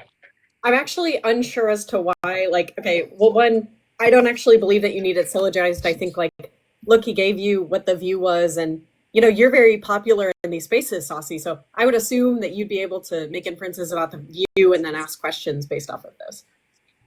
It seems like a failure. I mean, thank you for thinking I'm popular, and I appreciate that. You're making me You came up here and said that. I didn't say that. I think I said Did I? No, it was me. I said the comment said you were popular. Oh, thank you, Mercedes. Yes. I appreciate that. Destiny, I found a source, though, to back up what I was saying about us sending F-16s over there. Hold on, wait. Okay, wait. Let me try one more time. Okay, ready? Okay, hold on. If fetuses if fetuses by the age of 16 to 20 weeks possess the ability to deploy a conscious experience, okay, and then 2 would be never mind, I can't do it. Okay, I tried. I don't have a syllogism for it. Bro, we gotta get you philosophy pilled. Holy fuck. Damn, yeah, fuck that. I'm not even gonna bully you for that. That's fine. Your rhetoric is good, though. So, I mean, you got that going for you. Look, if a fetus doesn't have sentience by 20 to 24 weeks, then it lacks moral value. The fetus doesn't have sentience by 20 to 24 weeks, or before 20 to 24 weeks, therefore it doesn't have moral value. Well, he's not looking to debate the substance of something. He just wants to know if I can format something into all right, great. No, that's good. Propositionally valid format or whatever. Do you affirm that argument, Destiny? Is that an argument that you would affirm? Sure. Great. Just motivate P1 for me. I'm good. I'm not motivated right now. I'm very demotivated. Damn, that's unfortunate. R.I.P. Bro, you came up on a debate MAGA live to not debate about MAGA. Debate about MAGA. Trump's a... That's the fucking... That's the purpose of the live. No, I can't say it. Sorry. Really quickly, Uwu girl, is that how you say that? She wanted to talk to you, Destiny. I don't know what you want to say. Yes, hi, Destiny. Wait, hey, what's up? Wait, what did the one guy said he had the guy that was on hold said he had a thing. What did he have? The guy was bringing up the Ukraine-Russia stuff. Yeah, when you said Trump hasn't sent F-16 parts to Ukraine, and I said they did. I found a source backing my argument. Can I turn on my camera? I don't think I said he wasn't sending them, but the F-16s were first flying under Biden. Like, that was already happening prior to Trump coming into office. But not Not sent by U.S. though. I believe they were sent by Poland and France. The F-16s they were using. Okay. But Trump started sending his own wave, and it's not fully flying F-16. It's part, so then the ones that they have flying right now won't break down, and they'll always have them. I don't know if that's true, but like even if that is, Well, you said there's nothing good he's done, and I said that, and then you said I didn't say there's nothing good. I said there weren't any big like foreign policy wins. I don't think him sending a little bit to Ukraine. I think so far Ukraine and Russia overall has been a huge foreign policy loss for Trump. He seems like he's failed spectacularly in negotiating anything meaningful. He constantly blows up at both world leaders. That conflict doesn't seem any closer to resolution than it was the day he took office. But you don't think getting the mineral rights deal was a net positive for not just U.S. but Ukraine, and a net negative for Russia? I don't think so. Where? I don't even know if that'll ever materialize. It's been signed. Yeah, but where? It's not like we haven't built anything. I don't know if anything's going to come Yeah, of that. but it ensures security. That Really? Where? No, it doesn't. I mean, we're It not going to give out on free money. The U.S. There's no security guarantees tied to that deal at all, other than like I guess if they were to blow up our stuff, maybe we would respond. Yeah, I mean, sure, we theoretically could just pull out, and we would have every legal right to do that. But I don't think the U.S. is in the business of giving up free money and free minerals. That's fine, but that's not responsive to what I said before, which is that the Ukraine-Russia war is just like been universally a disaster under Trump. Like nothing good has happened for, I guess, on the Ukraine side, unless you're pro-Russian, and I guess you could say it's been somewhat successful. Nothing good has happened. How much land has Russia taken since Trump's been in office? Well, I mean, they've annexed like 5 different swaths of territory. I don't know if it's like 20% of the land of Ukraine. I haven't kept up with the battle lines, but Trump hasn't done anything to alleviate any of the Russian advances. It seems like he's promising them that they can keep as much as they've conquered so far. Trump keeps saying that, or at least he was saying in the past. Now he just doesn't talk about it anymore. That it sounded like any formal deal with Russia would allow them to indefinitely or forever hold on to the territory they've conquered. Wait, Trump has said Russia will hold on to the. I kind of spaced out there. Sorry. Did you say Trump has said Russia is going to hold on to the land they've took so far, or just some of it? It sounds like any deal that they make is going to involve Russia holding on to the land that they've conquered so far. Well, all of it, or just some of it? I'm pretty sure most of it. Isn't it like 5 different territories that have been conquered? I think basically all of it. I think realistically, I hope not. But I think Russia's probably going to gain some territory out of this, and I think definitely Crimea. I think that's just going to happen, sadly enough. So I don't think it's realistic saying, oh, Ukraine has to get all their land back, like even prior to 2013. Like, I don't think that's a realistic scenario that we live in. Well, prior to 2013, they hadn't lost anything yet. But I think that, I mean, the whole point of Trump coming in is I thought he was supposed to be a strong leader that could influence world events and make things happen. And now we're talking about America existing like as a passive country that can't do anything beyond, I guess, what the desires of Russia are. I don't know. What's the point of having Trump as a leader then?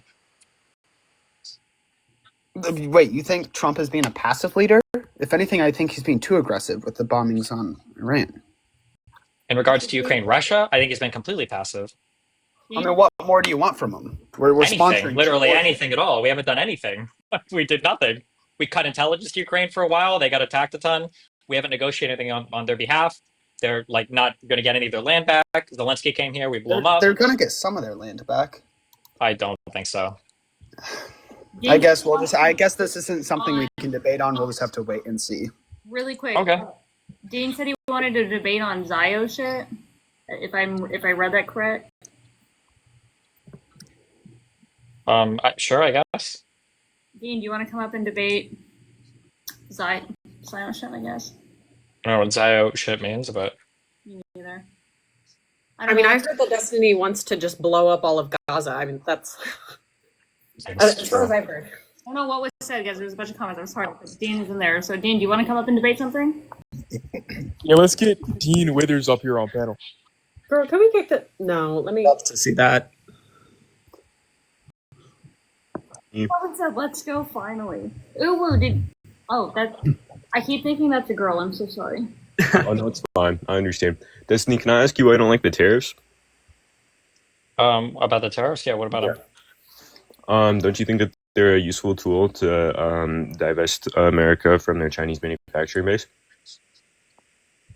As in to reduce our reliance on China's manufacturing? Yeah, for our consumer goods, it's a conflict of interest. Or is it a conflict of interest? Well, because when our largest foreign adversary is our largest producer of consumer goods, it just gives them leverage over us. And I don't know if you're familiar with the China-America macroeconomics, but it's not Doesn't sustainable. it kind of give us leverage over them as well, though? I mean, How? What do we have? we pay them a ton of money for stuff that they produce, and we empower Well, their manufacturing. yeah, but we're 17% of their export base. I mean, they have other markets. I mean, Brazil, Africa, very, very large emerging ones. Okay, I think 17% is pretty big, no? Well, yeah, but it's decreasing every day. I mean, in like 2020, it was 25%. Okay, It's so like, what's the point that we should just not buy anything from China at all? no, but tariffing China and moving our manufacturing base to some of our allies like Vietnam, Thailand, India, where they have cheaper labor and better business practice. But why is that a bad idea? I don't know if that would necessarily be a bad idea, except for the fact that I don't know how you even enforce, like them importing stuff from China and then reselling it to us. But how have we signed any deals or done anything to, I guess, like empower any of those partners to have those like manufacturing things moved to their countries? Like, do we have any deals signed or anything done that is moving Not us in that direction? necessarily, not necessarily to empower them, but we've signed deals to depower China. That's not a word, but the Well, I whole mean, like, tariff stuff, how many? Just to be clear, how many trade deals has the U.S. signed so far after all the none. tariffs? Okay, so Yeah. we haven't done anything to move any manufacturing to any of these countries yet. Well, it doesn't mean that they're not in the works, right? I mean, like Boeing Okay, just then I guess we recently. can talk about like maybe in the future. Then you can say that they're successful, but it seems kind of crazy to pull the plug on like the world economy right now, or at least the U.S. economy, in the hopes that a deal will be negotiated in the future. It's been months now. It seems like I don't know if any of them are coming ever. We just said today we're done negotiating with Canada, who's our like one of our top three trading partners. Well, sure. Look at like Vietnam. Like we've already been friendshoring a lot of our like textile productions down there, and like we've already been starting to invest pretty heavily in Indian infrastructure. I mean, it's not like Chinese labor is getting too expensive anyway. Why don't we just expedite the process? If Chinese labor was getting too expensive, then market forces would naturally dictate that we would import from other countries regardless. No, But the infrastructure is already in China. then it sounds like the labor isn't getting any cheaper. It sounds like their comparative advantage in having the infrastructure there makes it a lot cheaper. So then it's not. But no, it is getting more expensive because like we understand how China, intentionally inflates their currency on foreign markets so they can keep their exports competitive. I mean, they wouldn't be doing that. Go look at the money supply.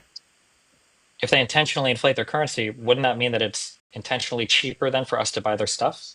If it's always about 1 to 8. Yeah, but one, that's a violation of WTO regulations, and it's Well, unsustainable I'm for talking about China that. and the I'm United just saying in States. terms of beneficial for trade for us, it makes their shit always cheap for us, right? Well, yeah, but it also detriments your citizens, and again, it's unsustainable. How does it detriment our citizens? It detriments their citizens. Okay, but we're talking about Americans right now, right? Yeah. Again, So it's unsustainable long term. We just how keep putting long? all of this money. We just keep putting all of this money into China to manufacture shit, and Mhm. they're fortifying a lot of their larger industries. Like go look at marketcap.com. I mean, now we have fucking Alibaba and Tencent competing with American consumer discretionary giants, undercutting profit margins and competing. I mean, we're always going to be competing with other countries no matter what. But I mean, America is still developing our own industries as well, right? Well, sure, but like when we're directly pouring money into our competition by buying like shit at the bottom, and like we all know how China literally conducts themselves like a business. They have golden shares in all their fucking major companies. It's like we're buying consumer goods and they're fortifying their fucking consumer discretionary giants. Okay, we're buying stuff from them. You want us to not buy stuff from them and buy from surrounding countries? Like if you there is Yes. a world there is a world where you can make this work, but the problem is that the current leadership has shown that they're ineffectual when it comes to doing any of this stuff, right? We have no trade deals with anybody else. What you're talking about would require a pretty extensive and a pretty deep multilateral trade agreement, right? Because it wouldn't just be enough to buy stuff from Thailand or Vietnam or whatever. We would have to guarantee that we're buying it from them and they're not simply just drop shipping us from China as well, right? But this would require like a pretty intricate, complex trade deal, and this administration has shown itself completely inept at negotiating anything. Sure, but that's when like the cost of labor comes into play, because if they continue to have to deflate their fucking currency to make the cost of labor cheaper, and there's not a lot of incentive to do that, because if they're just going to be drop shipping shit to other country and selling it to the U.S. or other countries, like what's the point? We just got to What's the tear point China. of devaluing their currency? It allows them to export more cheaper to other countries. Yeah, but like, okay, that was a dumb thing to say. That was a dumb thing to say. My bad, my That's bad. okay. Well, I'm just saying that, like, let's say I took everything you're saying is true, and that us Mm-hmm. buying China is building them up, and it's going to be bad for us in the future. Let's say that I took all of that to be true, and I wanted to do something to curb that by empowering other trading partners. Don't you think it bodes poorly if we can't even empower like our two largest trading partners to the north and south of us? We like today, Trump just truthed out that we're done negotiating with Canada. If we can't even figure out a deal with Canada, you really think we're going to be figuring out complex deals with Vietnam? No, but we've been so nice to the Canadians since like fucking the Clinton administration. How have we been so nice to? No, that's not true at all. The Yes, it last trade deal. is. Do you know who crafted the last trade deal that we had with Canada? Was it Bill Clinton? It was Was Donald Trump. Oh, well, that doesn't count. That doesn't count. Let's talk about how they've been taking advantage of us for like So there's a destiny. problem, right? Yeah, this is not good, right? No, no, So no, no, the two no. biggest people that we had that we renegotiated. I know you want to bring up NAFTA, but Trump renegotiated NAFTA to the U.S. Mexico Canada Free Trade Agreement, and now he says it's the worst deal ever, and now we can't even renegotiate anything with it, even though he negotiated this deal 5 years ago. Why would anybody even want to negotiate with Trump? And nobody's negotiated with Trump. He didn't negotiate ceasefires with Hamas; they broke that. He wasn't able to negotiate a nuclear deal with Iran after tearing that up. He hasn't been able to negotiate any trade deals with any other country, and he can't negotiate anything with Canada. They speak the same language as us. They're right to our north. They're our closest neighbors. And we just had a trade deal with them 5 years ago, made by the same president who can't make a deal with them now. Like, what? Why would we trust this guy? Like, you have to admit that he's been an epic failure in every conceivable way when it comes to negotiating trade deals, right? Yep, Okay, yep. well, yeah, okay. So I was on your stream and I saw you join, and I just want to talk to you, Destiny. I'm a really big fan of yours. Okay, well, I love you, buddy. Thanks. I'm a fan of you too, Thank you. buddy. I love you. Have a great day, Destiny. Have a great day. Did What's up? Saucy, did you want to continue, or Noah, were you going to debate? Mine will be pretty quick. Oh, Lord, okay. Yeah. Hey, Saucy. Also, hey, Mr. Benelli Steinberg Goldstein, sir. My Hey, favorite. what's up? What's up? My Noah, favorite. Fuentes, Groiper, Pepe, XDXT. How's it going, buddy? Howdy. My favorite Mossad member. So I wanted to give you some statistics. Right now, there are 66.6 funny number percent of houses have an outdoor fire pit, and it's projected to go up about 6% by 2030. So it seems like fire pits are becoming more and more common. Therefore, fire pits are normal, and you should get a fire pit and move back to LA and be with Daddy Newtham. So I read that. I know the study that you're referencing, the ones that were done by I think it was Fire Pits R Us.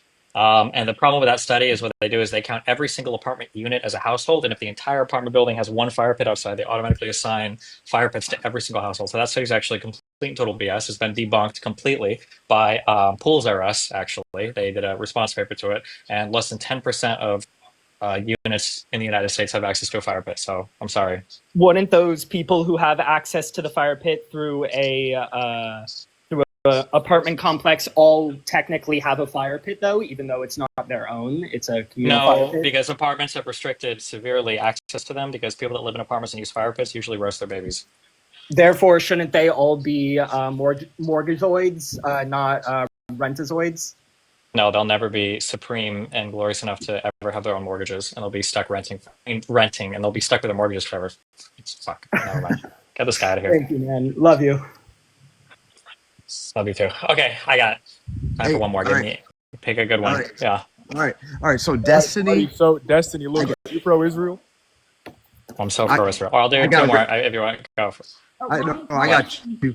So Parker and Dean, they have an excuse because they're young. They have a prefrontal cortex that's not quite developed enough. You're in your mid-30s. Like, how the fuck are you still a liberal? Like, how can you not support Trump? I use my whole brain, and when you use all the parts of your brain all together and you think about things, it's pretty hard to be a Trump supporter. No, it's really not. When you realize that under Trump, we became the net energy exporter for the first time in 50 years, where we had the lowest unemployment rate in 50 years, where he brought the official poverty rate to the lowest it's ever been in history. Like, he brought over 4 million people out of poverty in 2019 alone. How the fuck can anybody be a liberal these days? Well, I mean, when Donald Trump just does massive deficit spending and ruins our budget, which is the same thing that he accused Democrats of doing all the time, I don't really see anything very impressive about that. Yeah, you can bring a lot of people out of poverty and you can give a lot of money away for free if you cut and slash tax rates everywhere. You don't cut any government spending, and you add a whole bunch to the debt and the deficit. So I don't think it's very impressive. I don't think it's very impressive under Trump 1. For Trump 2, everything has been an utter and complete disaster so far. We were a net energy exporter under Biden, and Biden was able to bring unemployment even lower than Trump. So I mean, I don't know why I would give Trump credit for 7% inflation. Yeah, for a part, there was this thing called COVID. It happened. Yep. And if it wasn't for COVID, Trump would have had a 1984 Reagan-style map. No. Yes. No, I think Trump. Well, it depends, I guess, on what you care about. The economy was booming because he did massive deficit spending. You acknowledge that Trump spent like crazy, right? Yes. Okay, then why are you bragging about his economy? Because it was great. I mean, at the end of the day, because he's deficit spending like crazy. If you give people a ton of money and you cut all the taxes and you keep giving the money, of course the economy's going to go crazy. Wages outpaced inflation for the first time in like 20 years. Yeah, because he got to cut off any of the negative impacts of all of his deficit spending by having COVID show up and then blaming all of the next problems on COVID. I mean, that's what Biden people are doing. They're blaming everything on COVID as well. So, I mean, at the end of the day, if the election would have been November 2019, it would have been a complete blowout. Oh, if my grandma would have had wheels instead of legs, she would have been a bicycle. Yeah, I hear you. I mean, it goes on and on and on. It's just like people say Trump lies. Like, yeah, every politician lies, but the left lies about Trump way more than Trump lies. Yes, I'm serious. You guys lie so freaking much. You guys hate Trump so much. The left, all they want to do is tear down successful people who have worked their ass off in life because they suck at life. Right. That's actually my goal. That's like my life mission, is to just tear down the working class. Oh, you mean the working class, the blue collar wages that increase under Trump under both terms? Is that what you're talking about? No, that's my mission, to tear that down. My mission is to like promote elitism, college education, and to tear down the working class. Wouldn't surprise me. And my goal is to promote downward social mobility. You guys it's just like $5 an hour. We're over here arguing about pronouns in America while China is building Navy ships. Like, what the fuck? They're learning engineering in Navy ships. They're about to take over the fucking world because of all you guys woke ass idiots, bro. You guys have no global intelligence whatsoever. Right. Yeah, I am right. Social mobility. And yeah. For sure, man. I mean, me and Steven, we grew up in the same town. We know the same people. Did we? Yes. Well, yeah. I grew up with the Shepherds. Oh, wait, John and Andy. Wait, did we go to school together? No, but I went to elementary school with them. Well, that's cool. Yeah. I'm just saying. I don't know how that. Well, wait. There's no way. Are those guys conservative? Yes. Okay. Well, Jesuit school couldn't fix all of us, I guess. Yeah. I mean, if you listen to the media, yeah, you're gonna hate Trump because all they do is lie about him. But when you actually look at the data doesn't lie. Okay, I looked at the data. How am I supposed to feel about Donald Trump writing executive orders to target law firms of people that he doesn't like? Okay, well, we'd have to go into it. That's your claim. I haven't really. Which law firms are you talking about? Eli, was it Eli or Owen Coin or whatever? I can't pronounce his name. Was it Eli Coin? I don't know. We can look up you can just look up executive order Trump law firm and look up any of the law firms that he's targeted because of people that work there, that have lawyers that represented people he didn't like in the past. You've never heard about any of this before? I know he's going Well, after some things and some people, but I'm more worried about the global politics of everything and like. okay, on the global politics, every single person on the planet looks at America as a joke right now. Nobody respects Donald Trump. Everybody makes Oh, fun of him. that's why Putin came out to say and says he respects Donald Trump so much and he respects everything he's been through. He came out and said Why do that you today. why do you think he says that? Why do you think he Because says that and then Trump turns is around the and then boss of all these dudes. if Trump is the boss, then why is Trump Except truthing out how Xi. mad he is that Putin is bombing Ukraine at record pace more than he ever has before? And why was he tweeting out or truthing out that he was upset that it feels like Putin was just jerking his chain, that he wasn't able to get any peace deals signed? We're nowhere on Russia Ukraine. Like Because he's trying the diplomacy route first. he said that the problem was going to be solved on day one. So did he lie about that or did he just fail? Which one was it? Was it a lie or a failure? He lied. Okay. I mean, So if he's I trying the mean, diplomacy route first, where's the progress on that? Where's the diplomacy at? it didn't work. I mean, that's why he's taking it to stronger measures. Like you can't just go to. He's not taking stronger measures, though. We've just abandoned Ukraine. What are the stronger measures we've taken? Okay, Trump was the one that gave Ukraine Javelin missiles in the first place when Obama wouldn't do it. So everyone acts like he wasn't. He hasn't been What trying does that to have to help do with Ukraine. 5 years ago? Welcome to the 2020s, man. Like, who But cares? no, I'm but talking no. about right now. What has Trump done to alleviate any of the issues in Ukraine or Russia? Well, I mean, I don't know. He's Yeah, more nothing. worried. Yeah, well, I'm not What's worried he done about for Israel Ukraine, Russia. Palestine? Why are we so worried about You're the one who brought Ukraine, up foreign Russia? policy. Has he Yeah, done anything for? yeah. He just took out the nuclear facilities of the country that wants to put a nuke on Israel and us. Wow, good job. And they were pursuing those nukes because Trump tore up the nuclear deal that we had with them 5 years ago and didn't negotiate anything in his place. This guy can't negotiate anything. Can you name a single deal that Trump has gotten for the U.S.? He keeps talking about he's a deal maker. He's got all these deals. What's one deal that Trump has gotten for the U.S. that he likes? I mean, the USMCA was an upgrade from NAFTA, and he's The the guy. USMCA is literally the thing that he's trashing right now with Canada and Mexico. He literally just said today that he's done negotiating any trade with Canada. That was the Because USMCA. Yeah, because it comes up. There's a review on it. It was a 9-year review that was automatically reviewed in 2025. So of course, as a negotiator that he is, he's going to say that he's not happy. It's just like when you go into a car deal, you're going to say that like you're not happy with that price because you're trying to negotiate. Like everyone expects him just to tell the truth, but you can't tell the truth. People Okay, have so to then he hasn't negotiated. He's still negotiating. Has he negotiated anything? Because it sounds like he hasn't negotiated that yet. He's in the process of doing it. Why am I keep being told that he's this great negotiator and he's negotiating all those things? What has he negotiated? We haven't got anything yet. Didn't they just say they had a deal with China traded or signed? Lutnick No. just came out and said it. The details are about to be out. Wow, yeah, the details are about like 2 weeks away, like they always are. Yeah, well, they said it's signed and delivered. I thought we said we were done negotiating with China. I never said that. No, I thought Trump said we were done negotiating with China. You can't be done I thought- negotiating with China. He Well, he we're said we're done done negotiating with Canada, didn't he? Canada, is who he said. Which, of course, and of course, we're not done negotiating. That's his way of negotiating.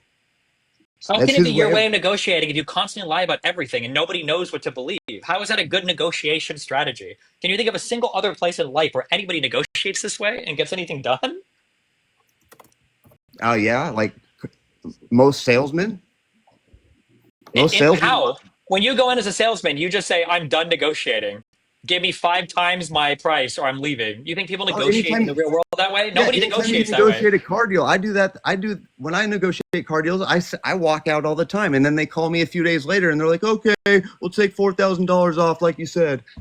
If a car is MSRPing at $35,000 and it's a hot in-demand car, and you go in and you say, "I want this for 10K or bust," they're not calling you back. They're just going to laugh at you and you're going to leave. And that's every single negotiation that Trump has done so far. That's why we have no trade deals. We've still tariffed the whole world. We're months away from Liberation Day. Nothing's gotten done. That's why he said he solved Israel-Palestine before he came into office, and the Hamas ceasefire fell apart immediately. That's why nothing's happened in Ukraine, Russia. That's fallen apart immediately. That's why nothing happened with Iran, and we had to fly ships over there and bomb them after saying no new wars and we're going to bomb anybody. Like, we haven't done anything. There's no deals anywhere with anybody. It's not a war. It was a precision strike, and it was That's great. fine. This is the guy who said he was good. He wasn't going to bomb anybody, though. He wasn't elected to do precision strikes. When did he say he wasn't going to bomb anybody? When he said no new wars. It's not a war. He prevented the war. Okay, so then there were no new wars then for when Biden was president that the U.S. is involved in, right? I mean, the war started under Biden, did it not? Where the U.S. isn't in them, we don't have boots on the ground in Ukraine or Israel. Oh, yeah. We're sending them lots of support, though. Which one? Iran and Israel right Iran now. and Trump. Oh, yeah. No new wars. Aren't they? Well, it's a good thing to strive for, but you can't always guarantee it. He didn't have any. Yes. So Biden can always guarantee that Israel wasn't going to bomb the shit out of Gaza. Like, okay. It's all of a sudden like anytime Biden's involved, it's Biden's fault. But if Trump is involved, well, you can't really he doesn't really have power over the Middle East. I don't know how anything could be Biden's fault when he wasn't even there. Oh my God. Obviously, it wasn't Biden's fault. It was the people behind him. Can you explain how Biden wasn't there, but they were able to pass more legislation than Trump did in his first term and will pass in his second term? Because he's not writing the bills. Who was writing them? I don't know. The secret people that controlled his handlers. Like, come on. Okay. Do you think that does it bother you that Trump is handed an executive order and somebody explains what it is to him like it's the first time he's ever heard it read before and then he signs it? Isn't that kind of weird? Who's writing Trump's executive orders? Do you think he's writing those? He's probably not, but he's probably the one that's like. If he's not writing the executive orders, then how are you mad at Biden? You're accusing Biden of not writing his, but we can see that Trump doesn't write his for sure. So you had a conspiracy about Biden. You just acknowledge a fact about Trump, but you're more mad about Biden than you are about Trump doing it? Because they're actually Trump's ideas. He's actually the one that has the brains behind this. He's been having other people write stuff down for him, just like his tweets. You think he actually types his tweets out? No, he unfortunately, says yes. But when you say Trump is the brains behind it, you realize that Trump sounds like an idiot when he talks about basically everything, right? What does Trump talk about where it sounds like he has any idea or any understanding of what's going on? Because he has a more of a macro understanding of things. He doesn't do Name this one thing that Trump has a macro understanding of besides the hair system he uses. How to get people to do things that you want. He hasn't gotten anybody to do anything, though. Everything has failed under him. What do you mean? He hasn't gotten any trade deals. He hasn't gotten any foreign policy wins. Bro, trade deals take months to hash out it's been all the months. details. Okay, what else? Okay, what has Trump gotten somebody to do? He couldn't get China. Iran to do anything that's ready to bomb them. What has Trump gotten anybody to do for him? Because he can't negotiate with Iran. So who can he negotiate with? He can't negotiate with Putin. He can't negotiate with Iran. He can't negotiate with Hamas. Who's he negotiating with? He is negotiating. They just got a deal done with China. Putin just came out. We don't have a deal done with China. We have nothing with China yet. What? We have nothing with China yet. There is no deal yet. That's not what Howard Lutnick said. Okay. Well, we'll see it when it gets unveiled. Yeah, well. All right. That's been fun. I love you, buddy. Be careful. You too. Like.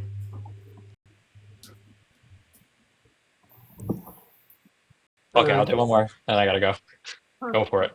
Okay, so I don't know why Dean is like I mean, Dean had the audacity to like call me a runner, and he's fine with debating Nick Fuentes, and apparently, I mean, you're worse than Nick Fuentes. Apparently, I am worse than Nick Fuentes, and I wear that badge with honor. Okay. It's really unique, and someone in the comments was like, well, because Nick Fuentes makes him look good, but Destiny will make him look horrible. So, no comment. That sounds like a bully. Okay. Sorry, what are these politics? Like, why is Dean not here? Good question. Yeah, I'm sensing a bit of tension. Right. I didn't know this was like therapy, like TikTok therapy session. It can be. It can be whatever you like. All right. Can it be like $1 million donation live, to fund my matcha purchases over the next few months? That can be arranged. Okay. Let's get that going. That's no problem. Okay. Steven, how you going? I'm doing great. Hi, Court. How are you doing? I'm doing quite fine, thank you. So what's the topic? I don't know. I guess Trump stuff. I feel like Trump's kind of bungled things up pretty hardcore since he's been in office. Here we go. I cede my time. Yeah, just real quick. I don't know, and I don't know why you're talking about me. I can't like debate right now because I got pizzas opened. We're like getting ready to eat dinner. So I don't know like why you're like unprovoked bringing my name up and trying to create this like Look, I don't think it's insane like okay. mental image of like Dean running from Destiny when I was just like getting pizza and sitting down. You don't to eat think? dinner. Okay, how do you think this works when like last time you and your like maybe 1,000 followers came into my live and then started complaining that I was running from you? Because we were, the rest of my panel was uncomfortable having you up and just kind of wanted to move past everything. And I wanted to talk to you because you publicly aired some like grievance without actually being specific. But you had all of your followers in here telling me that I'm running. So it's not okay if I say, hey, this is actually kind of strange. Like, you're okay with debating Nick Fuentes, but you're not okay with debating, Destiny, and you're calling me a runner. Even though you haven't responded to my DMs. I know you get my DMs. Well, do you think I just have like this like? Do you think I just have like this bot net of like mindless droids that follow whatever I say, and I just send out some command telling them to? Unironically, yes. Unironically, yes. Okay. Well, that's like it's kind of. But you don't find, okay, look, Dean. I don't have any like personal. I don't have any personal shit with you. But I think it is kind of strange that you went out there and you said like, oh well, I think you supporting Destiny or you supporting Z was kind of strange. And then I ask you, okay, like what was strange, what was weird about it? You don't respond to me in that chat. You don't respond to my DMs. You call me a runner in my own live, and then won't come up and talk to me. Wait, now you're trying to reframe why I called you strange?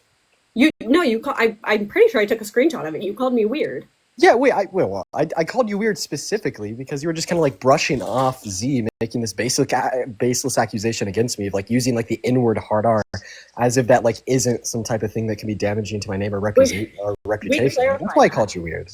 We clarified that the time frame, like the truth of the claim was like the actual content of what you said was true, but it was further back than it actually was. Wait, no, now you're even wrong now. The actual content of what I said was false. Wait, it's not false. Yes, it is. I've never used like the N-word hard R, and that was a very specific accusation that you made. My bad. I do all the time. My bad. You said the N-word with an A. That makes it so much better, Dean. That makes actually. I think like we should probably factory farm Z for that, for like mistakenly saying that you used it with an R without an A. Like, do you really think that that's important? Well, obviously, it was important enough for her to point out, like with excruciating detail, like 4 times, and I think that truth is important. Look, and you came. Do you deny that truth is important? I think there's a pointing out of hypocrisy, not necessarily like, look, you came up here, you addressed it. And I'm not gonna like. I almost feel as if like I was talking. Look. You're not gonna do this thing where you like don't let people interrupt you on your own. Jesus fucking Christ, dude! What's going on? What's going on is that I was in the middle of a sentence, and you do this thing on your live where you mute people if they overtalk you. So I'm going to do the same thing. If you're overtalking me, I'm going to mute you. You came up here, you clarified the whole thing about saying, actually, I don't even know if you fully clarified, but you said the whole thing about, oh, I didn't say it with an E, I said it with an A, and then you dropped. But then you came into another comment section in another live and said, hey, your defense of Z is weird. I asked you, Dean, what do you mean by that? You didn't fucking respond. You didn't respond to my DM. You didn't respond in that live. Then you had all of your followers in here calling me a runner because I didn't want you up that direct second, even though I invited you to talk about it publicly on another time. Like, this is just ridiculous. Let me know when I could talk. Yeah, you can. Yeah, when people take like breaks in talking, that means it's typically like conversational norm that you're allowed to talk now. Phenomenal. So, anyways, I mean, yeah, you just kind of misrepresented what happened. So, first and foremost, like, the reason why I said that you were weird for defending Z was because after she made the false accusation multiple times, in which she obviously put preface on like the hard R, as like pointed out, as if like it wasn't just simply the usage of the term, but like in so like derogatory, like in a derogatory manner, like against like a black individual, which is why the preface is like important to point out, right? Your reaction on live was to be like, oh, well, maybe Z didn't know, like, stop going so hard on Z, like, Z doesn't have to, like, bro, like, of course. I never said don't go wait, I thought we were doing an interruption. Because you're fucking lying. I'm interrupting okay, so it's okay for you to interrupt me, but then when I interrupt you whine about it and say, this is what I do to everybody else. Yeah, because you're lying. Okay, well, good. You're lying. I never said don't go hard on Z. I just said, hey, here's what happened. Like, look, Z made a mistake. She corrected herself. You corrected her. I corrected her. Like, what is this? Okay. Yeah. Well, I mean, I told you that I disagree. Now, if you want to like continue to rehash events from weeks ago, I mean, feel free. We could like debate what we think is like true of like what you had said in relation to what Z had said. I'm sure that it will be like super productive back and forth that will like really unfuck America. But now, you leaving the tour was actually unfucking America. Now there's like another interruption. Can we do this? You leaving the without, tour was like, unfucking America. Can we do Do you this feel without? proud? Can we Are do you this proud? without any interruptions? You're like, yeah. Well, I just want to know. Do you think you're unfucking America right now? Like, you think you? Fucking America right now? No, I'm fucking stuffing pizza in my mouth, and I'd love to stuff more down it. Preferably, why I don't hear people like you online saying that I'm running from Destiny when I'm just trying to eat dinner. You are running from Destiny. You went on live saying you wouldn't debate him. Yeah, I said on live a while ago that I won't have a conversation with him. However, your comments that you made on the stream was in reference to the fact that I was in this stream, and you're acting as if I was running from him right now today, when in all reality, I'm just trying to eat dinner with my girlfriend. You are if you continuously refuse to talk to somebody who is open to talking to you, you are you are running. Okay. You would say that about any. Yeah, Destiny, do you feel like I'm running from you right now? Real. I do feel like you're running. We had disagreements on the Z stuff, and you ran from me. I should wait. Ran or running, right? Because the preface of the question that I asked was like specifically in relation to this live and the fact that I don't feel as if I'm running from you because I'm trying to enjoy dinner with my girlfriend, and then people like Anne are sitting on the panel saying, "Oh, Dean, you better get up here. If you don't get up here, like it's honestly just a terrible look." But actually, I never said anything like that. First of all, I never said anything like that. I commented a few times, and I said, "Hey, if Dean comes up, we'll drop the rest of the panel. We'll let you guys go at it and do whatever the fuck you want." But one, I was talking about how I think it's disgusting how you came into a comment live section and said my defense of Z was weird, wouldn't give a reason, but you wanted to say that publicly, and then you wanted to have your followers come after me. That's a problem. And yes, you are actively running from Destiny, because if you're saying like, oh, I will not debate him in the future, you said that on live. I won't debate him in the future. I'm not going to debate him now. Like that is running. Yes. So once again, I've literally already reframed this conversation in a way that would hopefully make sense to you insofar as what you said. What you said on this live was that I'm actively running from Destiny because I was listening to the debates. Okay, yes, I was totally running from Destiny while I was in my car going to pick up some pizza. You know by refusing, that is so you grant that regardless of what you were doing, if you would have been sitting at home playing Fortnite on your fucking couch, you still would say, I will not debate Destiny even though I'm not busy right now. Oh, okay. So you're basically saying that the reason that I was running wasn't because I was busy, but it's rather because if I wasn't busy, well, then I wouldn't have talked to him. And I'll just say the same thing that Destiny said a little bit ago. My grandma didn't have legs and had wheels instead. She would have been a bicycle. So, I mean, I don't know, but like I guess like the framing that I was like running from Destiny, like during this live, right? In the sense that, I wouldn't join the panel, etc., is incredibly disingenuous. I honestly, like, the reason why I came up here to say this is because I don't just hear this from, like, you as it relates to this panel on Destiny. I hear it from people all of the time. Sometimes I just like to scroll through TikTok lives to listen to debates, to see what's going on, to get different individuals' perspectives.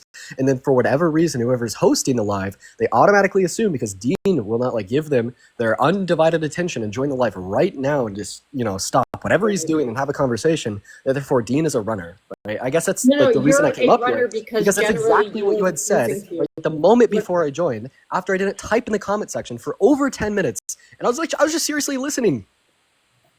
I didn't say anything about you before the comments started saying that you were here and that you should come so you're saying that you were provoked by the comments?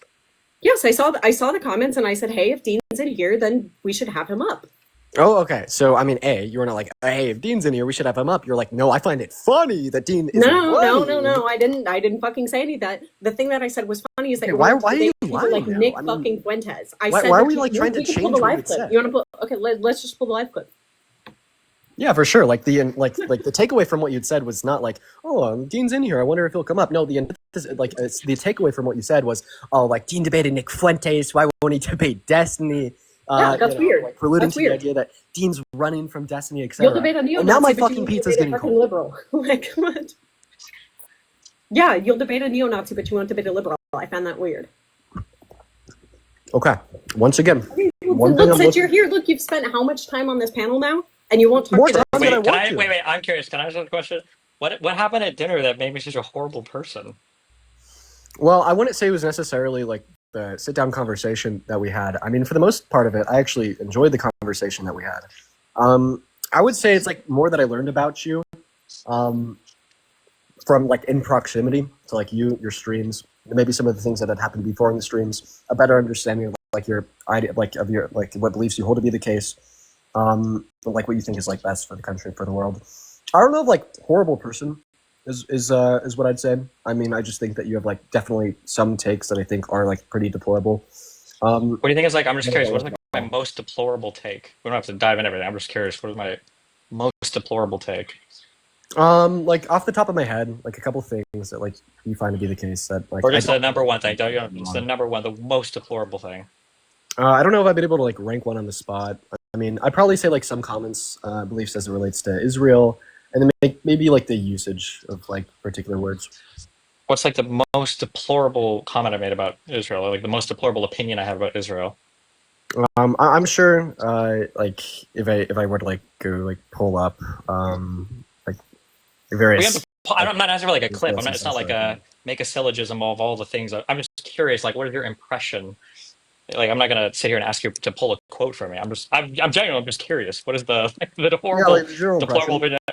I mean, I feel like I've kind of gotten the takeaway from your comments on your comments, etc., content, etc. That pretty pro-Israel. You know, Israel's in the right, Palestine's in the wrong. We need to continue to be allies with Israel. You know, what the fuck? Like, what the hell is a conditional allyship? We should continue to send them money, guns, bombs, etc. Continue to kill the Palestinians, provoke Iran, create more global conflict. You know, drop more bombs and like violations of like the UN's principles and international law. ICJ sucks, etc. Like, I think that there's like kind of like a group of beliefs that I disagree with that I think would have like some negative implications, ethically speaking. Okay. But have you heard me say any of these things, or have you heard other people say I say these things? Probably a culmination of both. But if you're going to ask me for like a specific scenario where like you said one of these things, I won't be able to give it to you. No, I'm not here to pull quotes. That's like they do this here. Okay, I'm just curious. Yeah.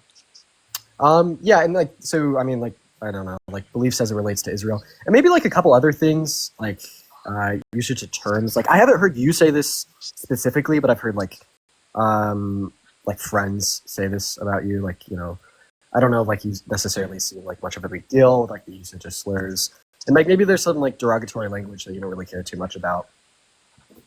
There's like another one, I guess, and I feel like there's probably that's a big section where we disagree with, but I mean that just is as it relates to like the beliefs that you talk about on live. Maybe like there's like a couple things that you've done like in your personal life that like would like make you have a bad character. I'm sure there's like a long list of those. So it's like a culmination of like the beliefs in which you hold to be the case, whether it's like politically speaking or socially speaking, and then like a culmination of facts of your character and prior actions. Okay, all right, just curious. But like not Nick Fuentes though, not Nick Fuentes. Yeah, no, I definitely say that Nick Fuentes is worse than Destiny. I mean, anybody that would disagree with that is kind of crazy. Right. But like you're willing to debate Nick Fuentes, but not Destiny. You know, in retrospect, I probably wouldn't have debated Nick Fuentes. Like, if I could do it all again, I would probably like save myself like the time and the energy and the effort. Dude, those gripers, they fucking suck. Let me tell you, they're definitely a very hostile fan base. Yeah. Interesting. Wow, cool. Well, I'm gonna go ahead and drop it. Then once again, I mean, the reason why I came up here, and I don't really feel like you're too responsive, and was just. Well, you called me weird. You publicly called me weird while all of your followers were in the comments. Yeah, I did think you wouldn't let me address it. I did think that. Wait, I'm curious. Wait, I'm curious. Just a quick, random, final question.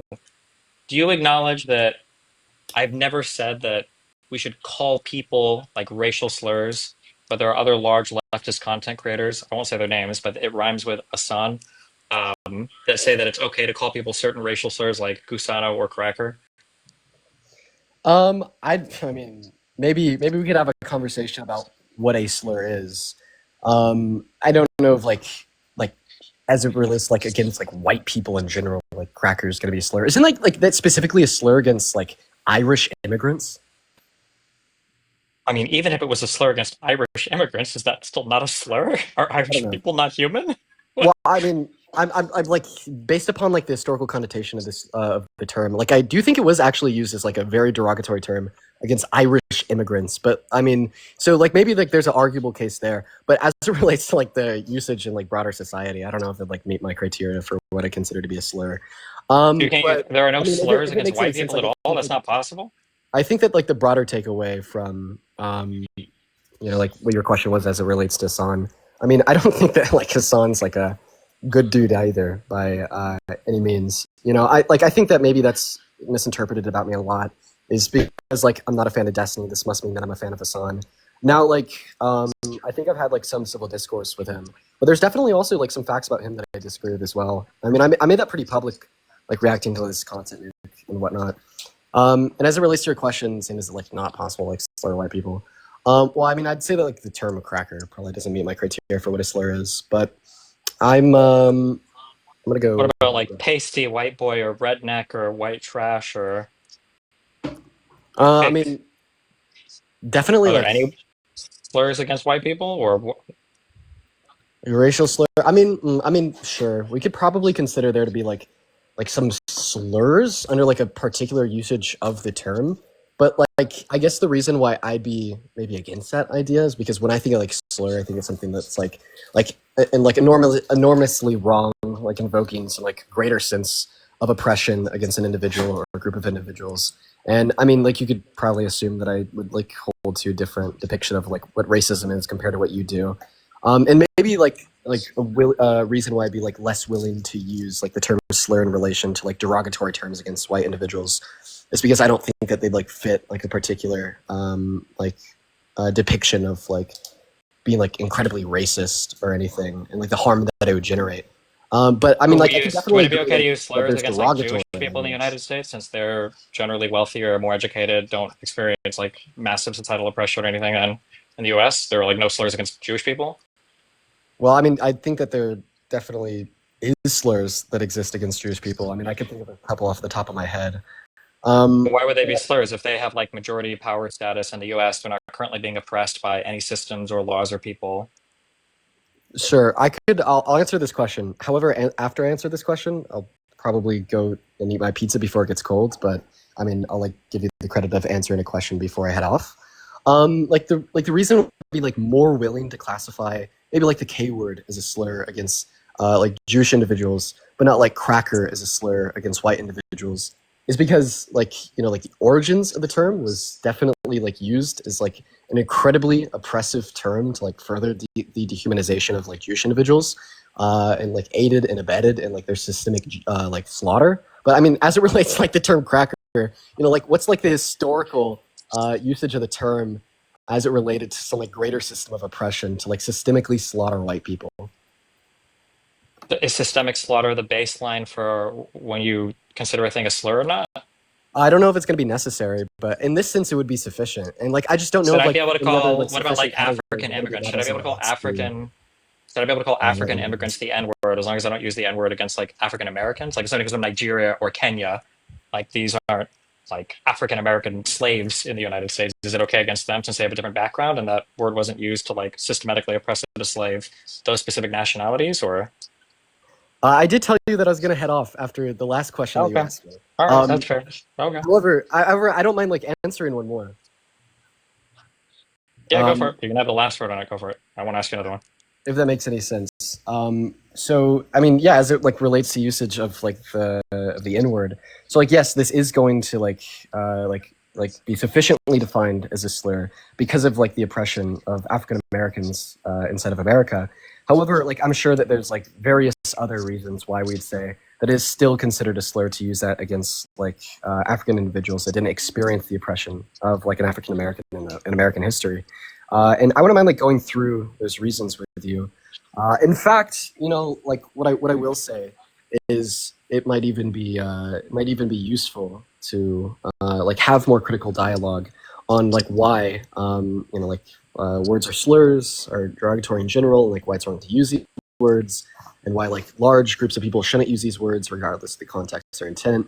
And the reason why I'd say that would be beneficial is because I do feel like for the most part, a lot of individuals' conceptions of individuals who like broadly would condemn the usage of derogatory language or slurs regardless of the context is that the people that do the condemning basically do so like a lack of like nuance or a lack of critical thought, and they more so just do so because of like mob mentality or groupthink. But I actually do think that there's pretty constructive argumentation and good reasons insofar as why we shouldn't do these things. So I mean, I think that like critical examination of it is important. I mean, like the questions that you're asking can be considered as critical examination, but I am going to go and eat my pizza now. But I just want to like make sure like you don't feel like that I'm actively running from you in this conversation. Due to like the preface of me joining these live, saying that I was in the middle of dinner, more so looking to Anne insofar some insight why she actively accused me of running while I'm eating dinner. And I did like have like a shorter conversation with you related to questions that you had about the usage of derogatory language. I told you that I might take one more question, and you asked two, and I answered them both. So I just want to make sure like you're not like considering me a runner because I'm leaving to go eat pizza, right? I don't know what the running norms are on this platform, so I'll delegate that to other people. And I'm just sitting here in the corner hanging out. Okay. Look, I think there can kind of be a mutual agreement here. Is like I'm fine with saying, okay, look, you finally talked to Destiny, you're no longer running or whatever. As long as you're gonna stop this thing about like calling my defensive Z weird and then not letting me respond to it, and then having your fan base like call me a runner for that. I think that's a little bit hypocritical. I mean, what's hypocrisy? Look, when you're saying, when you're holding one standard that you're also not going to apply to yourself. So what's the standard I've applied to you that I don't apply to myself? The standard was making a claim about me and not letting me address it, and then calling me a runner when I said, hey, we can't talk right this second, but we could talk in a future time. Wait, even the things that you just said contradicted themselves, because you said on one hand that I made a claim against you and I didn't let you address it, but on the second claim as it relates to me, like calling you a fucking runner, that's because you told me that you wanted to talk to me. I was like, okay, I'm going to let you address these things. Let's have a conversation. And then you backed out. So I gave you, okay, hold on. That's not me backing out. I gave you the exact reason. Do you remember the reason that I told you that I couldn't talk to you right that very second?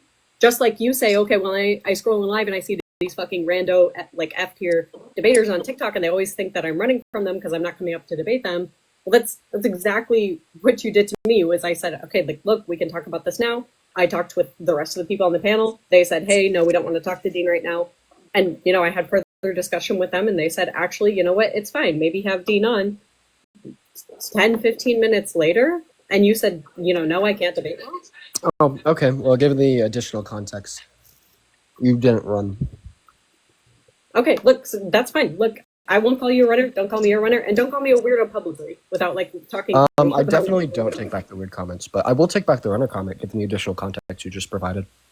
Wait, I gave you I gave you that context initially, but that's neither here nor there. Hey, Dean, I'm just wondering, do you think it's weird that you're not trying to build electoral power when we have Trump in office right now? I think it's weird that I'm not trying to build electoral power. Wait, you don't think that that's weird? No, I just repeated the question that you asked me. Okay. God. I'm glad that you know. Oh God, I got myself trapped in a conversation. Jesus, my pizza is officially cold, and I didn't even get around to the cinnamon bites. No, I wouldn't say that's weird. No. You don't think that that's weird, and you don't think that that's like a little bit of a privileged take. So I wouldn't say that it's weird that I'm not like delegating a lot of my focus to like a very specific task to build electoral power. On one hand, I'd say like doing so would be a good thing. However, like I don't like diverting my attention and resources into other things that I'm good at, like particularly like doing like open like forum political debate about why individuals support Trump, compared to diverting a lot of my attention and like building up like a foundation, like ground up into investment in like electoral power. Like I'd say just because like I have like particular interests that maybe other people like in like the political ecosystem don't have.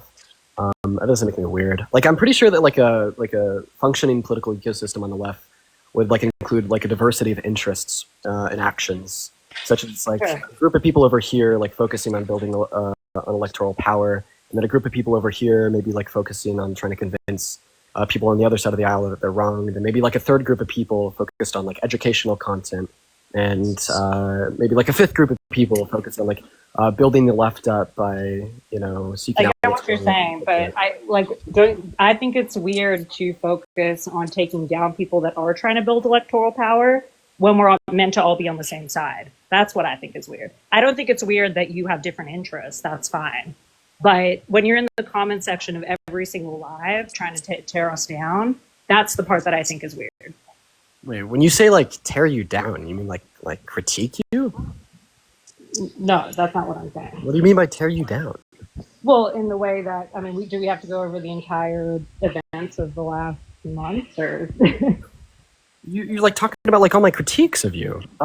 Like no, I don't think that like that's weird. I mean, I think it's like totally fine for me to say that I worked with somebody. I really didn't enjoy working with them. Here's like a handful of things X, Y, and Z in which they did when I was working with them that I didn't enjoy, that I thought were wrong, and like when addressed, like accountability was not seen. So now I'm gonna like divest my interests. And like I hope that they're able to have success, but at the same time, I really hope that they could like kind of realize like, the wrong decision they've made, and maybe like take accountability and just recognize that they can make better decisions in the future. Like I don't think it's like weird for me to like do any of those things. Yeah, I think it's weird 2 months later that you're still like obsessed with being in the comment section and giving your opinion on something that you claim that you moved on from. You think it's weird that 2 months later I'm obsessed with being in the comment section? What do you mean? Yeah, that's what I mean, because essentially if we're all on the same side and we're all trying to build electoral power in whatever way that we're trying to do that, whether you're doing it through debates or there are people that are doing it through education, like you said, our entire goal collectively is to get Trump and MAGA out of office. Okay. So if you're gonna call it weird for me to like be watching the live, no, that's not what I said. Not like focusing on like furthering building electoral power. I mean, like seemingly like the Unfuck America tour has now become like marginally less efficient.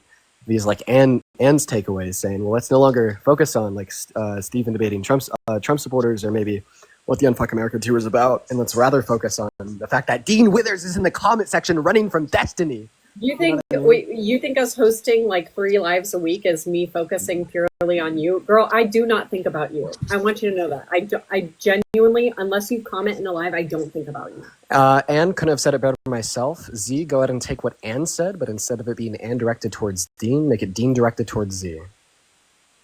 I don't understand what you're saying. All I'm asking, Dean, is honestly... That one was easy. Honestly, Dean, though, I don't understand this like need to be in such opposition to what we're doing. Like, if you don't like it, that's fine. Just say, wait, who cares, right? Like, just move on. Wait, what do you mean? Like, such strong opposition?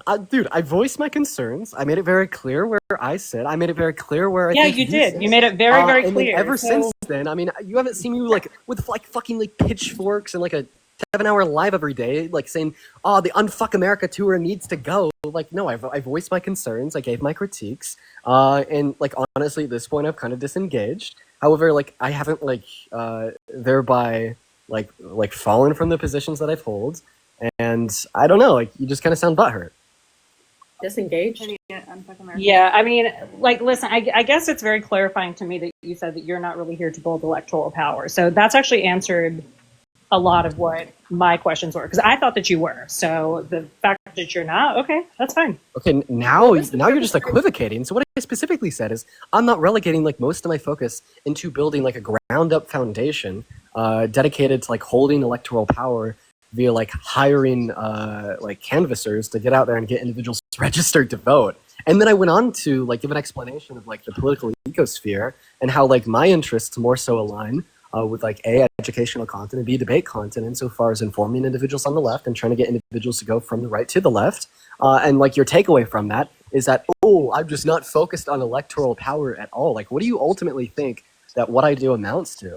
It amounts to more electoral power by convincing more people of progressivism, right? Now, what I was just simply stating was that the method in which I am using to build more electoral power on the left is not going to be identical to the method in which you're asking me if I think it's weird that I'm not doing, which is building up a ground-up foundation to like get people to get out there and vote, maybe like a PAC. That's not all of what building electoral power means, Dan.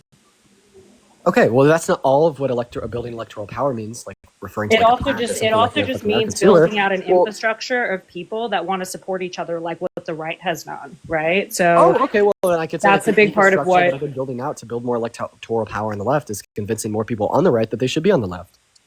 Yeah, it is. But also part of that is not tearing down other people while you do it. Like, that's what the right does so well. We've had this conversation in private before. You did agree with me when we did have this conversation. I've agreed with you in private that we shouldn't tear down anybody on the left. I don't think so. No, you agreed with, no, not that. You agreed with me that the right does that very well, that they help each other to build electorally throughout their right media infrastructure. Oh, that the right does that well? Oh, Yes. Fuck yeah, the right does that well. And the left doesn't, right? So I would say that the right does it better than the left. However, I don't think that opens the door into essentially saying that the left just needs to, accept any action from any person at any point in time, regardless of what that action is. And I think that is a massive jump that you make that I don't support. And in fact, I'd even argue they don't truly make that jump. Because if you truly made that jump of saying that the left is so poor in the sense of building out electoral power and pulling people together, and the right is so good at it, therefore the left just needs to concede any and all, forms of criticism, red lines, etc.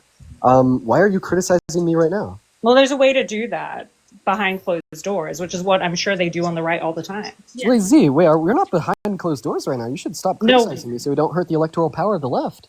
I'm not criticizing you. Oh, you're not criticizing me? I mean, we're pointing out. I mean, the criticism. Yeah, we're 5. Dean, I don't have any followers, so for me, you got up there with 3 million followers and say your opinion is not the same as what me saying my opinion. Okay, so the more followers you have, the less you should criticize. Well, also, Dean, I tried to have this conversation with you in private before you went on a live in front of 10,000 people, saying that I should not have my job because I'm a racist. We had this conversation in private. You tried to have this conversation with me in private, and then I went on the live. That sounds like a criticism to me. That's the truth. Oh, okay. So you're saying it's okay to criticize individuals insofar it's the truth. Well, I mean, that's what I'd say to you, Z. I don't know what you're saying at this point. I think you're lost in the sauce. That was incredibly easy to track. You just said that it's okay to criticize people. Dean, I never openly criticized you until you openly criticized me. Hold on. I think it's completely dishonest because we went 5 months, thousands of videos from a bunch of left-wing creators openly going, bonkers on us. Well, those of us didn't actually do much for criticizing you guys at all, or make counter videos, or do any of that stuff. Didn't leak a bunch of text, did nothing. So to sit here and be like, oh, you can't criticize me on this one live, I think it's dishonest in comparison to the past 5 months. We're not saying necessarily that we can't criticize you on this live. We're highlighting the hypocrisy of, oh, you can't say that we can't criticize you on this live when the whole entire past 5 months has been extreme criticism. Okay, so yeah, Mercedes, you're saying that it's hypocritical for me to say that you guys can't criticize me on this live when I've been criticizing you guys before this live. Well, Mercedes, that's kind of my point. The point of me saying that Z can't criticize me, that's not going to be from my perspective. That's going to be from y'all's perspective. Yeah, but I think that you just implicitly agreed to this because you're saying that all the criticism over the last 5 months has been terrible because we shouldn't be criticizing people on the left because we should be building more electoral power. But then here you are criticizing somebody on the left today, and seemingly you can't even deny my argument here because you called it hypocritical. Yes, you tried to take down an entire organization, and even after you did that, none of us made any negative videos about you. Whoa, what, dude? Okay, I'm so sorry. I just saw something crazy in my text messages. I just got a text apparently saying that you, Z, were defending Ray Ray. I was not defending Ray Ray. We can go over this whole thing. No, I don't. I mean, listen. And here and this is what I mean, Dean, is you're always looking for something to come at me about. And I'm not sure why, because honestly, even after all of this, I still invite you to the tour. You are still more than welcome to come and debate. You are still more than welcome to join us, because ultimately what I want to do is work together to build electoral power. But I don't think that is your purpose here. Oh, wait. Apparently you compared Ray Ray to me debating Nick Fuentes? I don't... What? First of all, I think it gets text about... From the info room. It's coming this is the anonymous texter. The anonymous texter. Yeah. If it's Parker, tell him I say hey. Miss him. Hope he's doing well. Listen. Anyways, I'm going to go... Now I'm going to heat up my pizza and eat it. So the pizza's cold. I personally blame every single person on this panel. What a tragedy. Right, for you consensually coming up here. Yeah, Trump is still in office, and we're still trying to defeat MAGA locally, but go heat up your pizza. I'll leave you guys with this. So as it relates to kind of what you just said, I will say this, if you guys go out, continue the tour, I hope it's successful. And when I say successful, what I mean is I hope you're able to go out there and to convince as many individuals as possible that they shouldn't support Donald Trump. I hope that you're able to convince as many individuals as possible to register and vote for Democrats in the midterms in the next general election. The fact of the matter is, this is something that you're doing, and I hope that you're as successful as possible as it relates to it. And I'd hope that anybody and everybody listening can agree. However, right, I feel like you failed to recognize that, you know, like there's critiques that are true. There's like really good reasons why maybe like it shouldn't be you that's doing this, and where there's other people that might. Dean, what are the good reasons? Because still to this day, you still have not explained what the good reasons are, especially the day after that live. You literally told me that that person that started it is just a chronic online agitator that does this to everybody, including yourself. So what exactly is such a big problem with me running the tour? I don't understand. Okay, what you just said was like completely fucking false, by the way. Dean, I have a text message. Don't make me show it.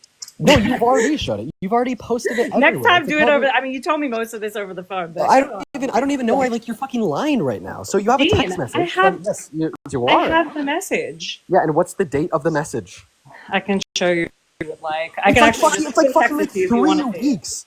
It's like fucking 3 weeks before you went up on Geek's Live. Don't interrupt me. Please don't interrupt me. Please don't interrupt me. It's like fucking 3 weeks before you went up on Geeks Live and did what you did, and then everything else transpired. And Dean, I never was on any other live. What are you talking about? Great. I was never on any other live, so I don't know. Okay, just let me know when I can finish. Yes, you specifically were on the live where Tashika had joined, and then she said that she had no issue calling for my death. And then we're on a fucking rant about how I'm like the worst person ever. That's the individual that I was calling like this chronically online agitator. Agreed. Because she literally wants to agitate individuals into thinking that it's okay for me to die. Yes, agreed. And you're trying to misrepresent that text that was sent 3 weeks before you went on Geeks Live as me calling like Geek and everybody else involved in like the original critique of the tour. Dean, we didn't as even chronically meet. online agitators. Dean, we didn't even meet 3 weeks before the tour, so that's So not what true. was it, like 2 I was weeks? only on one live. It was that live. Tashika was on that live, and you were referring to Tashika. So if you know that she's an online agitator, and you sent that to me warning me that she's an online agitator, why is that grounds for me not running the tour? Wait, I'm confused. Wait. I'm confused of what you're saying. Are you saying that like I think that you shouldn't run the tour because of Tashika? Yeah, you said that I shouldn't run the tour because of microaggressions, because of that live. But you also said in the same breath in that live that she's an online agitator. Okay, wait. So first and foremost, there's about a billion other reasons why I don't think that you're a good fit leader. Dean, what are you talking about? I talked to you. Hold Okay. on. I talked to you on the tour like I don't three like times, the- and every single time we had a conversation was all good times. We hugged before you left. Like, what are you talking about? Like, I did not I'm so fucking- confused. I did not hug you before I left. I don't even know why Yes, you you lied about did. it. You literally did. You were lying about this, Dropped just both like of you guys off at the airport. you were lying about this, just like you lied about the prior thing that you said in relation Dean, to the text what are message you I sent you. what are you referring to individuals. talking Like, about? I don't know talked like to what you is like 3 or driving 4 you to do something times. lie about these things. How we lied about Dean, I talked to you 3 or 4 times on the tour, and none of those times was ever a bad conversation. Right. Now, okay. So now we're getting into something that is true. So I appreciate you for hopping off the hill that you were trying to die on, lying about me. I don't even know why you lied about I that. literally Anyways, hugged you guys before you left, and everything was fine. There was don't- no issue at all. I have in no fact, I was in clue. communication with you guys when we came back from the tour, and there was no issue at all. Literally, like, no clue why you lie about that. But Yeah, anyways, I was as it talking to relates Parker about him going to California to follow Charlie on the next as it stop. relates as it relates to like good conversation on the tour. You know what? Honestly, man, I've already addressed that. I'm gonna go eat my pizza. You guys have a good rest of your night. I'll say this like one last time. I'll repeat it. It's just so funny, Dean, because you have nothing to say. I was great working with you. I have no problem with you. I think you're good. I think you're good at what you do. Dean, I have no problem with it. Dean has nothing to say. Let's try to rage bait Dean into staying on this live that he said he wanted to leave 30 minutes ago to eat dinner, and now his fucking girlfriend Hey, Dean, nobody's voluntarily rage took the pizza, heated it up, and put it on a plate in front of him just because I want to eat dinner with my girlfriend. Well, Okay. you have free will. All right, Come fine. on. Fine. Okay, I have nothing to say. Okay, here's what I have to say. I'll go ahead and open my mouth and respond, so then it's not like, oh, Dean's a runner and whatnot. Oh So my you said God. that, on the tour, I was able to like speak to you professionally and have good conversation. Of course, I'm going to uphold some standard of professionalism in these events. This is already something that I've talked about online. This is already something that I've addressed on my live. And you're now acting as if I have no valid critiques of you or why you should be a leader of an organization like this. There's plenty valid critiques of you, apart apart from the ones of which are popular, the ones in which are less popular is the fact that you try to fucking send an NDA out to everybody on the tour, preventing them with Dean, working you with other and people on the tour Parker. 3 years later. And then when I told everybody to not sign that NDA, you then called me and you blew up on me, screaming at me just I because I did told not scream people at not you, to. Dean. That is Yes, you horrible. absolutely did. No, Your just because I mind. told people to not sign an NDA that would sign away their rights to work with other creators for 3 years. Like That's that's like a not. perfect other First of reason. all, That is Dean, all. you signed an NDA. You Yeah. signed the same NDA that we sent to everybody else. Oh, that's not true. No. Yeah, no, it's literally it's the exact. Wait a second. same. Wait. That was wait. Just real quick. That was a big claim. There's an NDA that was being signed that would restrict people from working with other people for 3 years. Yeah, no, that's not true. Why would we do that? That Like was these that are was the all people fourth that are section of the independent NDA. contractors. They're creators. Like Wait, why? make the NDA public then. Make it public. Yeah, sure, no problem. It was section 4 of the NDA. I mean, like that's like, come on, like anybody on the trip could make it public as well. No, what it did say was that other creators couldn't talk badly about other creators on the tour. That's true. There's particularly a section that prevented creators from working until one another, and it wasn't even 3 years; it was 7. No, that's just not. What you're talking about would be unenforceable, probably in every state in the U.S., but definitely, at least in California, where a lot of people are, that would be, first of all, that's not even an NDA at that point. That's like an employment contract. Non-disparagement clauses, I think, are fairly common when it comes to signing things with companies. They usually don't want you disparaging them afterwards. But something that would restrict employment for 3 or 7 years after, that would be insane. Yeah, that is insane. and also isn't it? it's a that's why I told people not to sign it because Well, it is Dean, insane. also- Well, it's the insane NDA such that, like, I can, without having seen any of this, and no offense to anybody else, I'm not saying my reputation of these people here, like knowing these people well, I just don't think anybody would send an NDA like that out. That's not even an NDA. That's like an employment clause. Even without knowing anybody here or vouching for them, there's no shot that there was an NDA sent out that would have restricted employment for 7 years. I don't believe that. There's no way that's and true. also like there were Well, people feel free that to- feel free to messaged. make it There were public. people that messaged us saying, "Hey, can you change this clause or that clause?" And we just changed it, and they signed it, and it was fine. Like there I was don't no. even like know. I don't even know how this started. So all this started from Anne saying, "Oh, Dean is running from Destiny." So then I come up here, I turn on my camera, I show you my pizza, and I was like, "No, I'm not running. I'm just eating my pizza." Then I was gonna drop after that. Next thing I know, the pizza's gone. All the bags are packed, even though I just spent a decent. I think you should amount of just money kill on us dinner. on the spot for that. I think Um, we should just and all then- align on the spot for that. And the next thing I know, I'm already on this live for like another fucking like 30, 40 minutes. Even though like I tried to set like 3 red lines saying I'll answer this one last question, then I'm gonna go. So Dean, let's just make a truce, and you can move on. You can enjoy your pizza. We all shake hands, and we agree that we're here to stop Trump, and we're good. Wait, my position's not gonna shift. Like I already said, like I hope you guys are successful because you're already doing it. You know, go out there, get people registered. But like I mean, I don't think that like you're like qualified to I'm not qualified. I think that there's Dean, I've been pursuits. working in electoral politics since 2010. What makes me Yeah. not qualified? Yeah, for my and position? Donald Trump's been working in real estate since the 70s. What the fuck? But what makes me not qualified for the job? Sure. I mean, all the critiques, the long list of critiques that I have to you. If you'd like, I could send them in an email, but I'm gonna go eat my pizza now. Oh, okay, enjoy. Wild. You guys have a lot of meta conversations on here. Is that normal? Not really. I feel like when I listen to all you guys, not just maybe different platforms, but I feel like on TikTok, I feel like 80% of the talking I hear is like talking about the talking. I feel like there's a lot of meta conversations. Holy. It's got a great. The funniest thing is him calling you unqualified, but then like when the tour originally blew up, they also said that they were going to continue the tour and find another organizer, and it's like 5 months later, and that just hasn't happened. Yeah, I don't know. That was wild. Well, at least we've made a truce. Good stuff. He wants us to be successful. I'll take it. Yeah, that's the best we're gonna get out of Dean. All right. Well, hey, listen, I have to sleep. Okay, not sleep, but I have work I have to do. It's late, and I'm already past my time, so I love you guys. I'll do the debate with that one person at a future time. Okay? Yeah, you're Thank you for having me. Steven. Thank you. Yeah. Have fun. Be careful. Bye. Bye. Speaking of pizza, I was supposed to put mine in the freezer. Someone's comment was like, "Is that cheese pizza?" Sorry, Anne, but they made a soy joke and I laughed at it. Wait, what was the joke? Sorry. That they said, "Is that cheese pizza?" and then related it into being soy.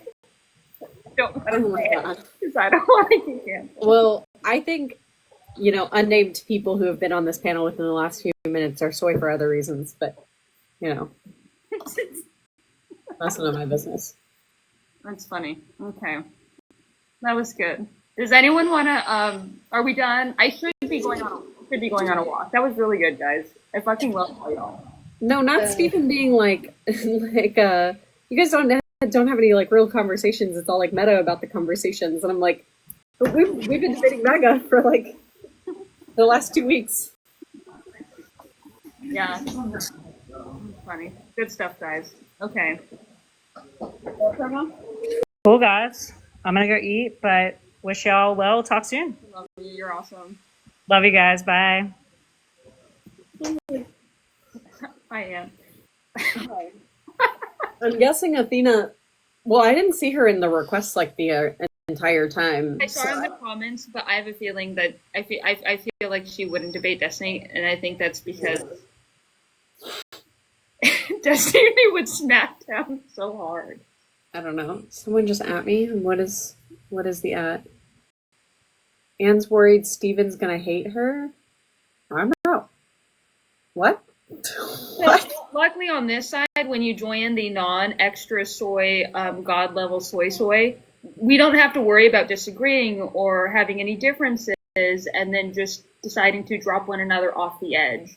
We get to continue to love each other and hang out and respect each other's differences. That's what happens when you leave like soy ultra. Yeah. I mean, Athena said she could handle Destiny, so I don't know, maybe next time? I don't know. My God. Okay. That's good. Oh shit. Only thing I have to say is she's a runner, she's a track star. She can run away when it gets hard. I don't co-sign this. I don't. How do you put me on here with the twins?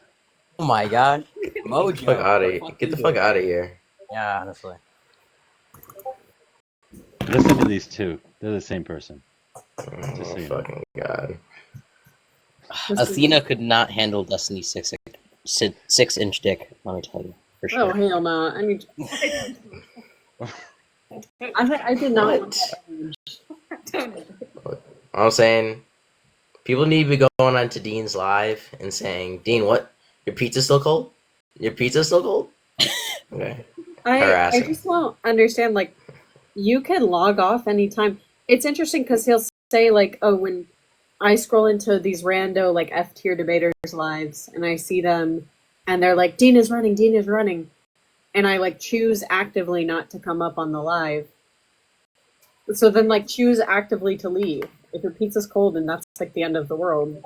It was acting like it was unconsensual to be up here and that you don't have like a button right in front of you that you can press. Because I've done that before. I've been on a panel and people are just popping up with stupid shit. I'm like, okay, bye. Like, I'm not gonna let you entrap me here. I'm not fucking. Can I say pussy whipped? I don't know if that'll get me banned, but I'm not. You know what I mean? I'm just gonna leave. Yeah, and then the other thing too, the most interesting thing is he'll make these arguments that I think is completely dishonest. Like for you to be like, oh well, in your logic, you can't critique, and it's like that's not what we're saying. When like you can't critique me on this panel, or we can't critique him on this panel because it's our logic that we can't critique.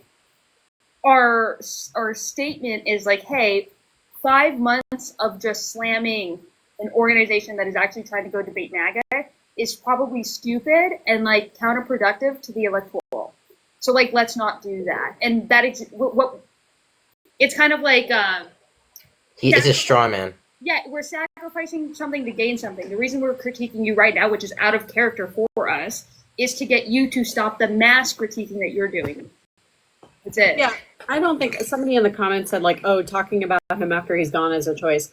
I don't think anyone here is saying anything super negative. I think we're just kind of rehashing what happened and kind of clarifying. He's got his place, and we all stand by that. We love that he does what he does, and then we love that he fucking has a place in this movement. We just want everyone to understand that. Like, if you have your place in your movement, awesome, and you don't agree with someone else and how they handle their place in this movement, shut the fuck up about it. They're in this movement, and then move on, and let's win electorally.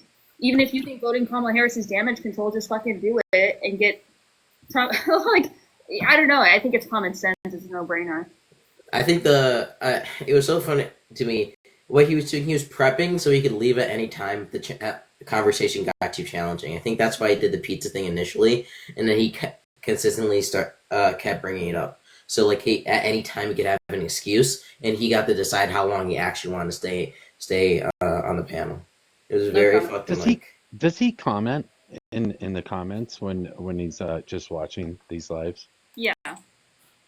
He does make comments. Yeah, I think that was one of the main issues was like he's saying, "Oh, I'm not trying to take down the tour. Like you guys keep talking about me," but our frustration was like, "Okay, you're coming into the lives that we're hosting and like saying negative things or." He called them critiques, right? He's critiquing the way you're doing things. Yeah. It's so weird for somebody with that many followers to go into a live and critique smaller creators in some way, shape, or form.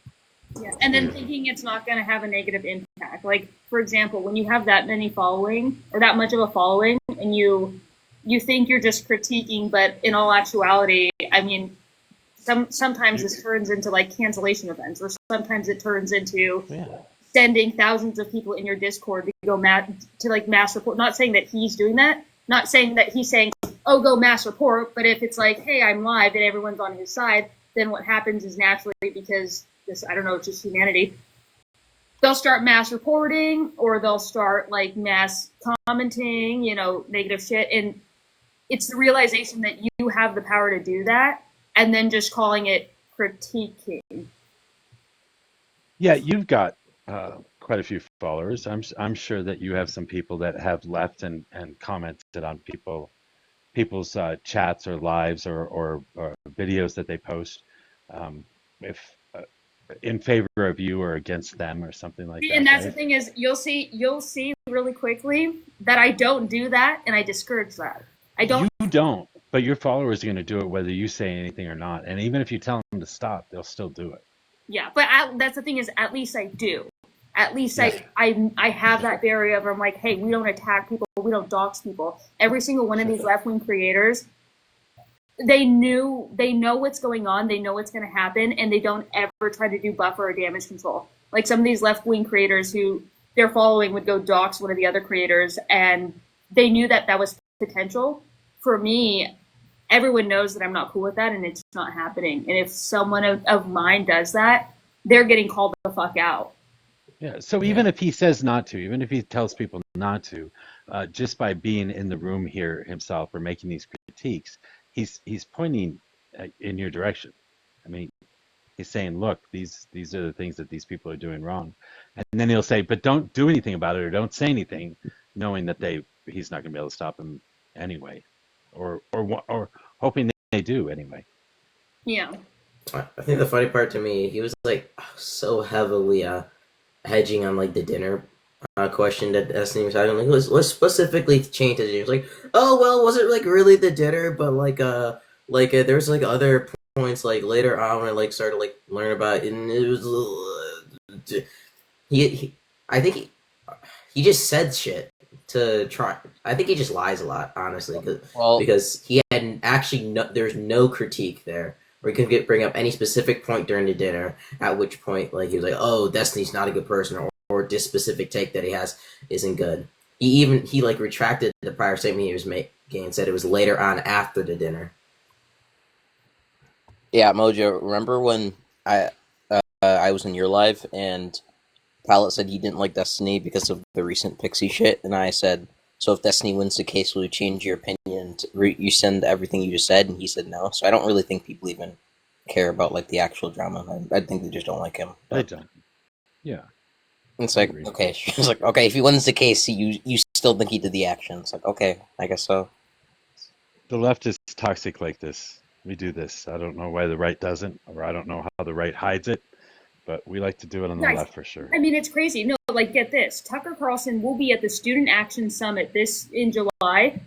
Charlie Kirk took a stance that was extremely pro-Israel. Tucker Carlson took a stance extremely anti-Israel. They will both be in conjunction, working together. Tucker Carlson was picked by Charlie Kirk as one of his speakers for the event, even though there was such a public opposition of like their positions. they still work together, and that's what people don't understand. Like Candace Owens, yeah, we have this Candace Owens fallout, quote unquote. Candace Owens will be invited to these conservative events and be allowed to speak. That's how these people work. That's how they operate. And that's what I don't understand about this side, because I'm like, okay, they're all disagreeing publicly, but they're all still working together electorally. Even if we disagree publicly and have different stances, there's no desire to work together electorally, and how we do it is nasty. Like, the way that people disagree over here is just horrifically nasty, versus over there, they get off the podcast and they shake hands and they go have some beer together. It's pretty crazy. We can argue during primaries, but like we have to be cohesive. Mm-hmm. Someone said, Do you have magazine. No. do you have any disagreements with Destiny, Mercedes? Me and I mean, I probably have like maybe to the right per se. Like, we might, for example, someone came up here and they were arguing about I think it was RC, and he was arguing sexuality being taught in schools or something like that. And I think Steven was on the side of it, while RC was on the side of it, right? And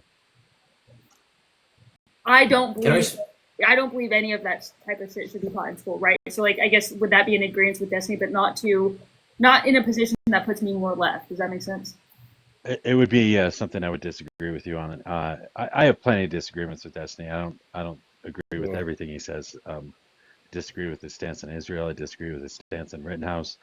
There's a lot of, but I'm not going to argue with him. I'm not going to get onto a panel and intentionally argue with him about these things, because I agree with him on more things than I disagree with him on. So there's no point in me doing that. Didn't his trans sports take him banned from Twitch? I'm pretty sure that's correct. I'm not sure. Well, he's yes, banned that's from Twitch. What are you correct. talking But about? can I respond to this guy in the comments real quick? This is like the shit that pisses me off. Because conservatives have no backbone and liberals stand and believe. Okay, it's too fucking IQ dumb fuck. Listen up for 2 goddamn fucking seconds. Okay, it doesn't matter what the fuck you believe if you can't enforce it through law and policy, right? And the way we do that in a democratic system is by building political capital. And to do that, we need people's support. And that means not critiquing and attacking every single fucking person anytime they make any little mistake. Holy Have shit. you talked, Mercedes? Have you talked to these two? Oh my gosh. I love me some Scratch and Cringy. Okay, just checking. I love them so much. No, like, I know. Space. yeah, Space. we're just like edge Lord God Kingdom up in this bitch. I don't know. For me, it comes down to the fact that I think what I do not understand about these people is they say we have a backbone, we have a morals. Yeah, you backbone yourself into where trans people can't even get passports with their correct gender marker on it. You know what I mean? Like I physically don't understand wanting progress, wanting people to be protected, and then fighting to the point that we're so separated and we can't unite, and then people that we're supposed to be protecting, their rights are jeopardized because we can't get our shit together. And I'm like, that's psychotic. That is psychotic. That's crazy. Brad said Mercedes loving Scratch and Cringy was not on my 2025 bingo card. Why not? As long as I literally don't give a damn if you're crazy like ill-intended, right? Like you are to the point where you are I don't know, like extremely racist, extremely like a fucked up person, we're probably not going to get along at all, right? But pretend like just general MAGA, maybe a QAnon person they've been taking NyQuil for too long. You have cringy leftists or Scratch, or you have the moderates or the libertarians. As long as you're a generally like okay person who is not screaming at me and making bad faith arguments, I'll talk to you and we can have a conversation. And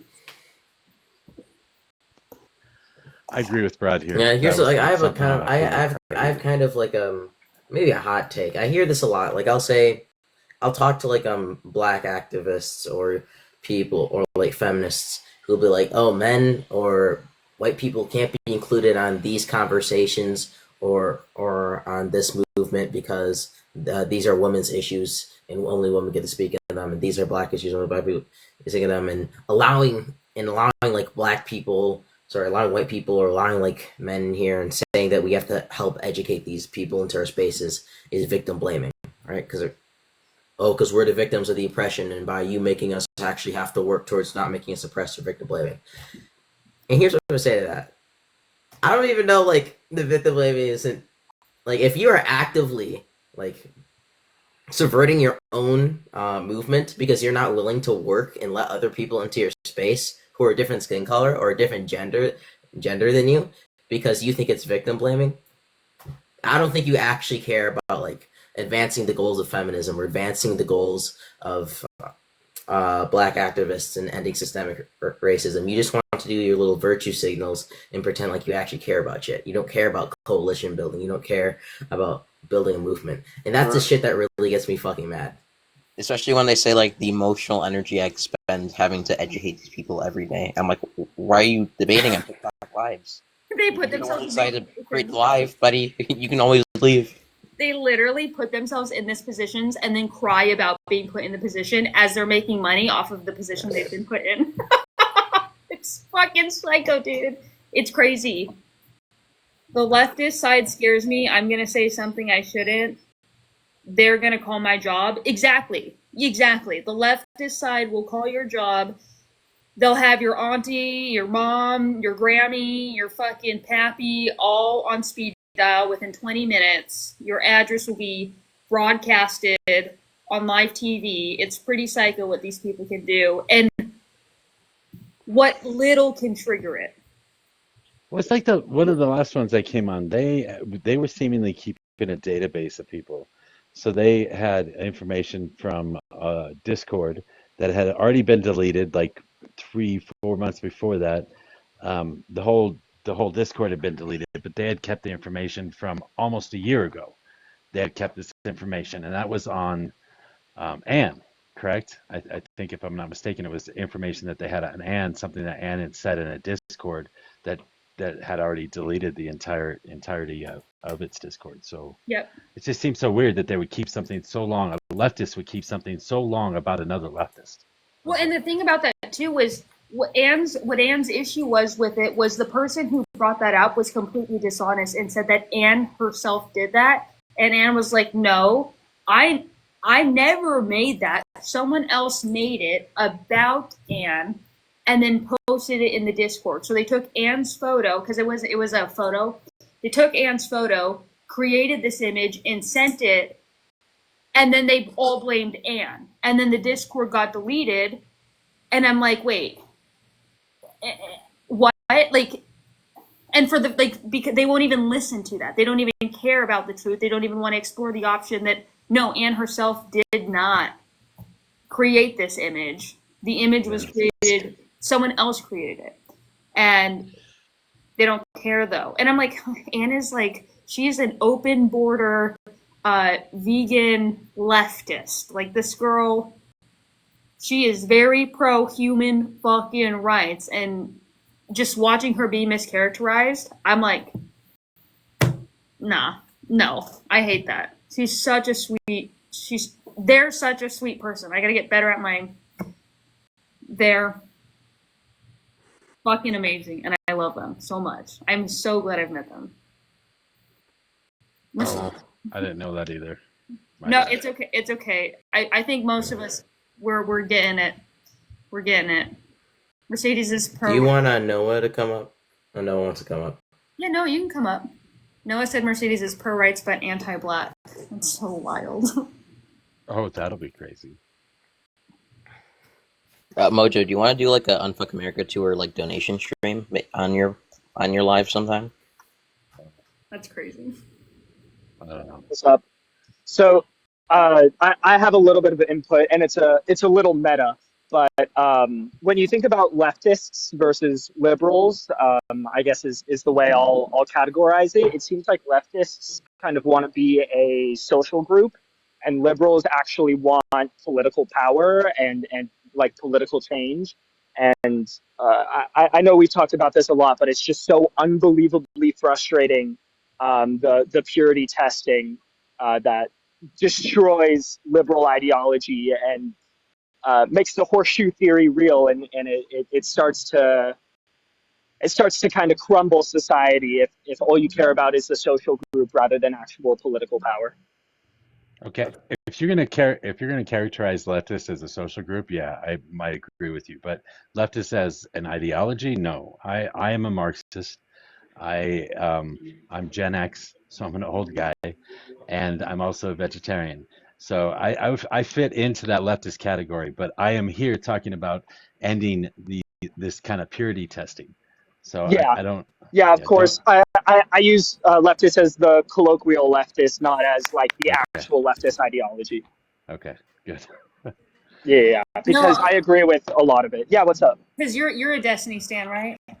I do enjoy Destiny. Yeah, I did come up to joke with him about that. Yeah. Yeah. Hey, Picasso. Oh my God, shit, man. How are you doing? Are you mad? Picasso. Not really. Okay. But I am more That's all? conservative. That's what you So got? can you hear me? Can you Nice. hear me? Yeah. Yep. Yep. So my question is, what do Democrats and liberals in general have to offer young men? Because I don't think they have many things to offer. We have so much soy. It's great. You should try it. Scratch and I were actually talking about this last night a lot, like why MAGA has such a hard, or the right has such a hard grip on young men, and it kind of comes down to red pill and how kind of the gym and you can't see me, I'm doing air quotes, men's issues kind of becomes red pill, and red pill kind of leads you to MAGA. Which is really sad because I know plenty of leftists and liberals that are super big gym bros like me and Lucas, but it's just because MAGA or the right capitalizes on kind of the fear tactics of you're sad, I'm gonna make you feel better, and if you're not super strong-minded in yourself, it's pretty easy to fall into that. We got. Generally, what it's the left more, offers, what the left offers really is, we want to basically abolish the patriarchy. And a lot of people say, "Oh, that's wrong. You're taking power away from men, or we're giving it to them." Right? Getting rid of things like toxic masculinity. Right? Right. So men are better socialized when they're growing up, so we don't have this epidemic of male loneliness. So we don't have this, which is, it's a true statistic. I think it's, if I'm correct, it's like 27% of men 18 to like 30 have never I had have a sex question. before, and doing Okay. things like abolishing the patriarchy, abolishing toxic masculinity would actually help towards these things. We can get rid of the perceived men who are like arbitrarily given worse sentences than women, just because they're socially perceived to be more dangerous than they really are. So I want to end the things issue like with that, and that, that's how we'll benefit young men. the issue with that is that, would you agree that America right now is more patriarchal than it was in 1950s, or less? Oh, less. The problem with that is that men in the 1950s and 60s had better suicide rates, lower, I mean, and they were less lonely than now. So how do you explain that, Really quickly. eliminating the patriarchy when... Really quickly. Don't say that word. Make it sound like something else. Self-unalive. Yeah, whatever. No, it's but not a in every aspect. It's like we don't want the. I won't mention. I won't mention it. I won't mention the S word. Unalive. The rates in general have gone up. I would personally put it on social media or the existence of the internet. I mean, the world has definitely changed and got a lot bigger since the 50s. It's a lot easier to know what can be making people sad in the world. It's a lot easier now than it was 100 years ago. So it's a lot easier to be sad, which would lead to a higher ideology of that, and wanting to unalive yourself. So I think it's just the way the world has gone in the past 100 years that's led to an increase rather than any political ideology.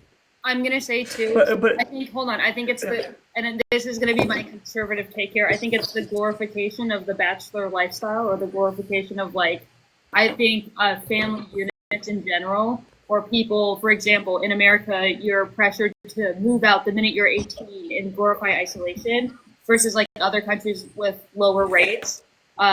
You have children who are in community with their families, living together in these big households till marriage, till they get married. You know what I mean? And I believe that has a big thing to do with people's mental health.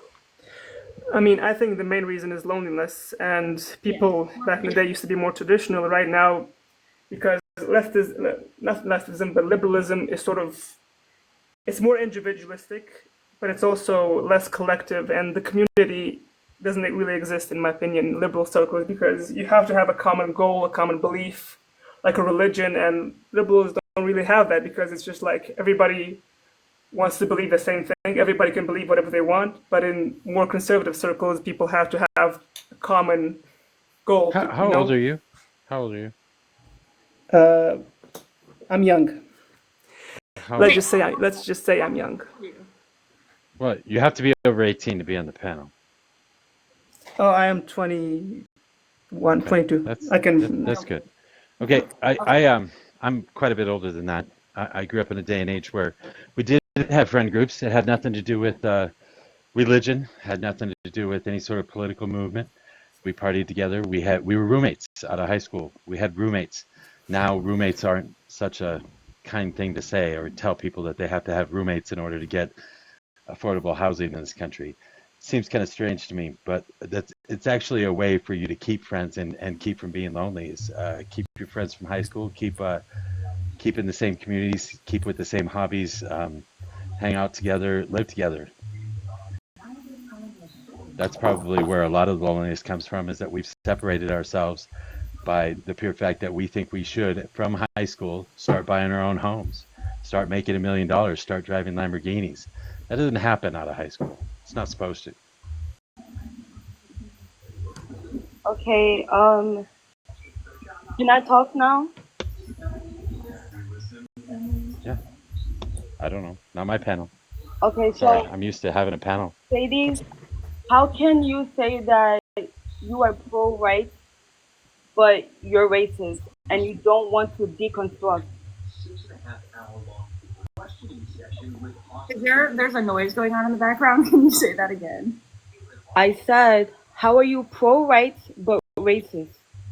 Well, how is that progressive? I think we're having a different idea on what was the incredibly racist thing that I did. You said you're racist and that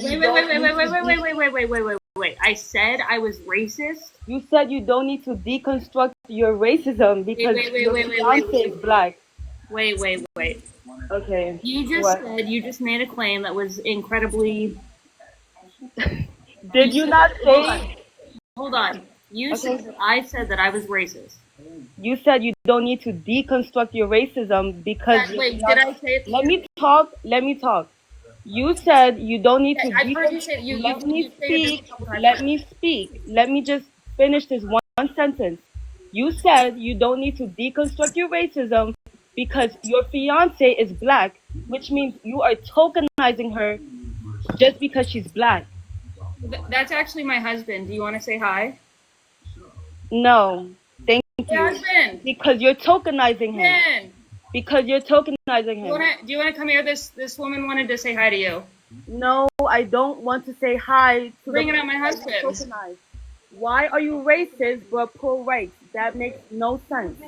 You're bringing up my man's here. This woman wanted to talk to my husband. No, you brought him up, and that's why I'm saying, why do you need to bring him up to say that you need to deconstruct your racism? How are you pro-rights but racist? So answer that. Can you give an example of Mercedes being racist? Don't bring him. Mercedes explicitly said she doesn't need to deconstruct her racism because he's black. That's ad hoc saying So you're making it. Leave him out of the making live. automatic. I'm talking to you, Yes. Mercedes. Excuse me. So you're making an automatic assumption that she's racist because she's white. Is that what I'm understanding right now? Just like I said, she says she doesn't need to deconstruct her racism. So she was born. You're saying she was Yeah, born you would racist. have to have racism to start with to be able to deconstruct it. So I'm asking, what has she done that's racist that she needs to deconstruct? I would like to know too, please. She says she doesn't need to deconstruct her racism. So Yeah, you keep But you saying have to that. have racism to be able to deconstruct it. You I'm have to talking have to the Mercedes. racism. I'm talking to Mercedes. Okay. Well, the whole panel is trying to, because I You think know all what? of us have watched what has unfolded you over the told past me couple to months. stop, No, so hold on. I'll mute you because you keep talking over. The whole entire panel has watched what has, unfolded over the past couple months. We would just like you to give us an example of me being racist.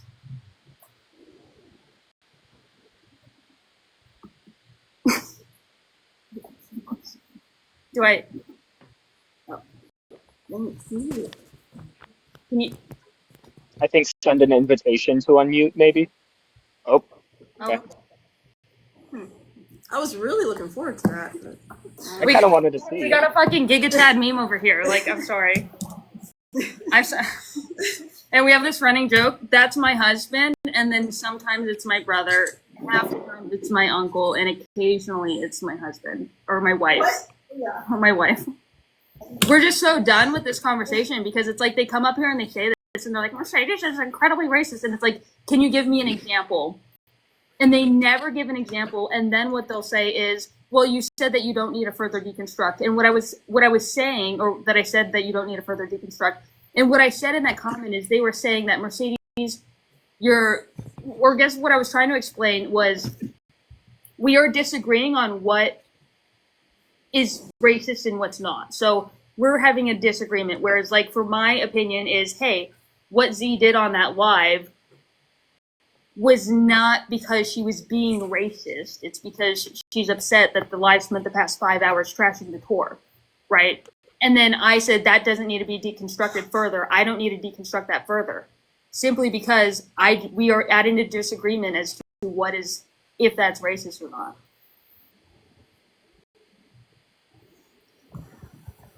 That's totally fair.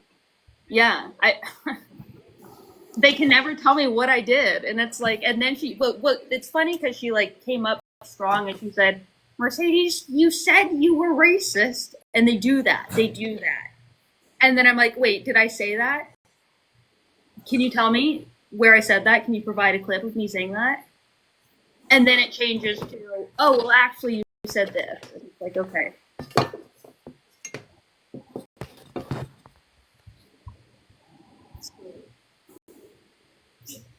You're the ultimate.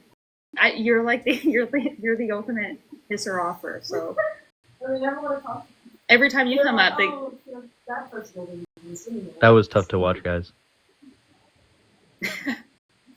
What's your opinion on what just unfolded?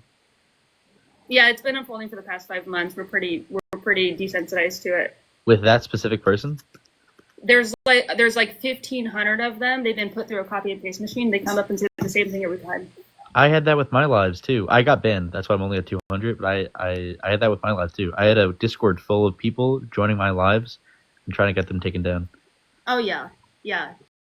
It's a canon event for all of us who aren't capitulating to audience capture. It's fun though. You haven't had these problems, Mercedes, with just when you were debating MAGA, right? I've seen you you guys just debating MAGA.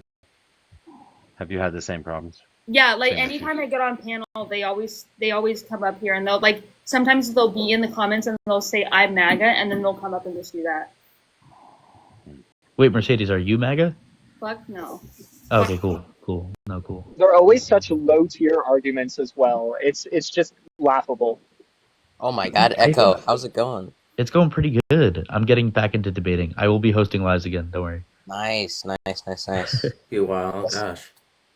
What's up, Scratch? What's up, Cringy? How are you guys? We're doing good. Echo, were you here when Destiny was up, or? Destiny, wait, what? Yeah, he was up on the live earlier. Are you kidding? No, I'm not. He's with the Unfuck America tour, so like we're hosting lives every Monday and Thursdays. for the Unfuck America tour, and he comes up and debates. Like Destiny, like the streamer. Yeah, and he Oh my god. yeah, he debated. He was kind of debating with Dean Withers on this panel about the Unfuck America tour shit. So Oh, because there was like a whole drama that unfolded there. yeah. Oh, Archer's here. I wanted Archer to debate Destiny so badly. Archer is my favorite Riper. Oh, get up, get him up, get him up. I wanted Archer to Wait, debate him so badly. Is that a thing? Can you Favorite really Riper? Yeah, he's here. He's here. I mean, he's better than Nick, but what's up, Archer? What's up? I'm a little bit out of a cold right now, but You're all good. My favorite race realist. yeah. Archer, will you bite the bullet that Asians are better than you? Well, they have higher IQs for sure. Yeah.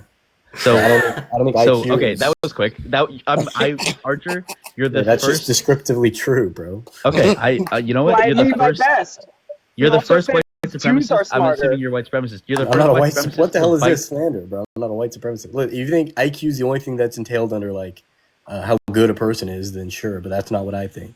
Okay, what do you think is? There's a lot. I mean, first of all, there's going to be like your moral compass, right? Like normatively, how you act.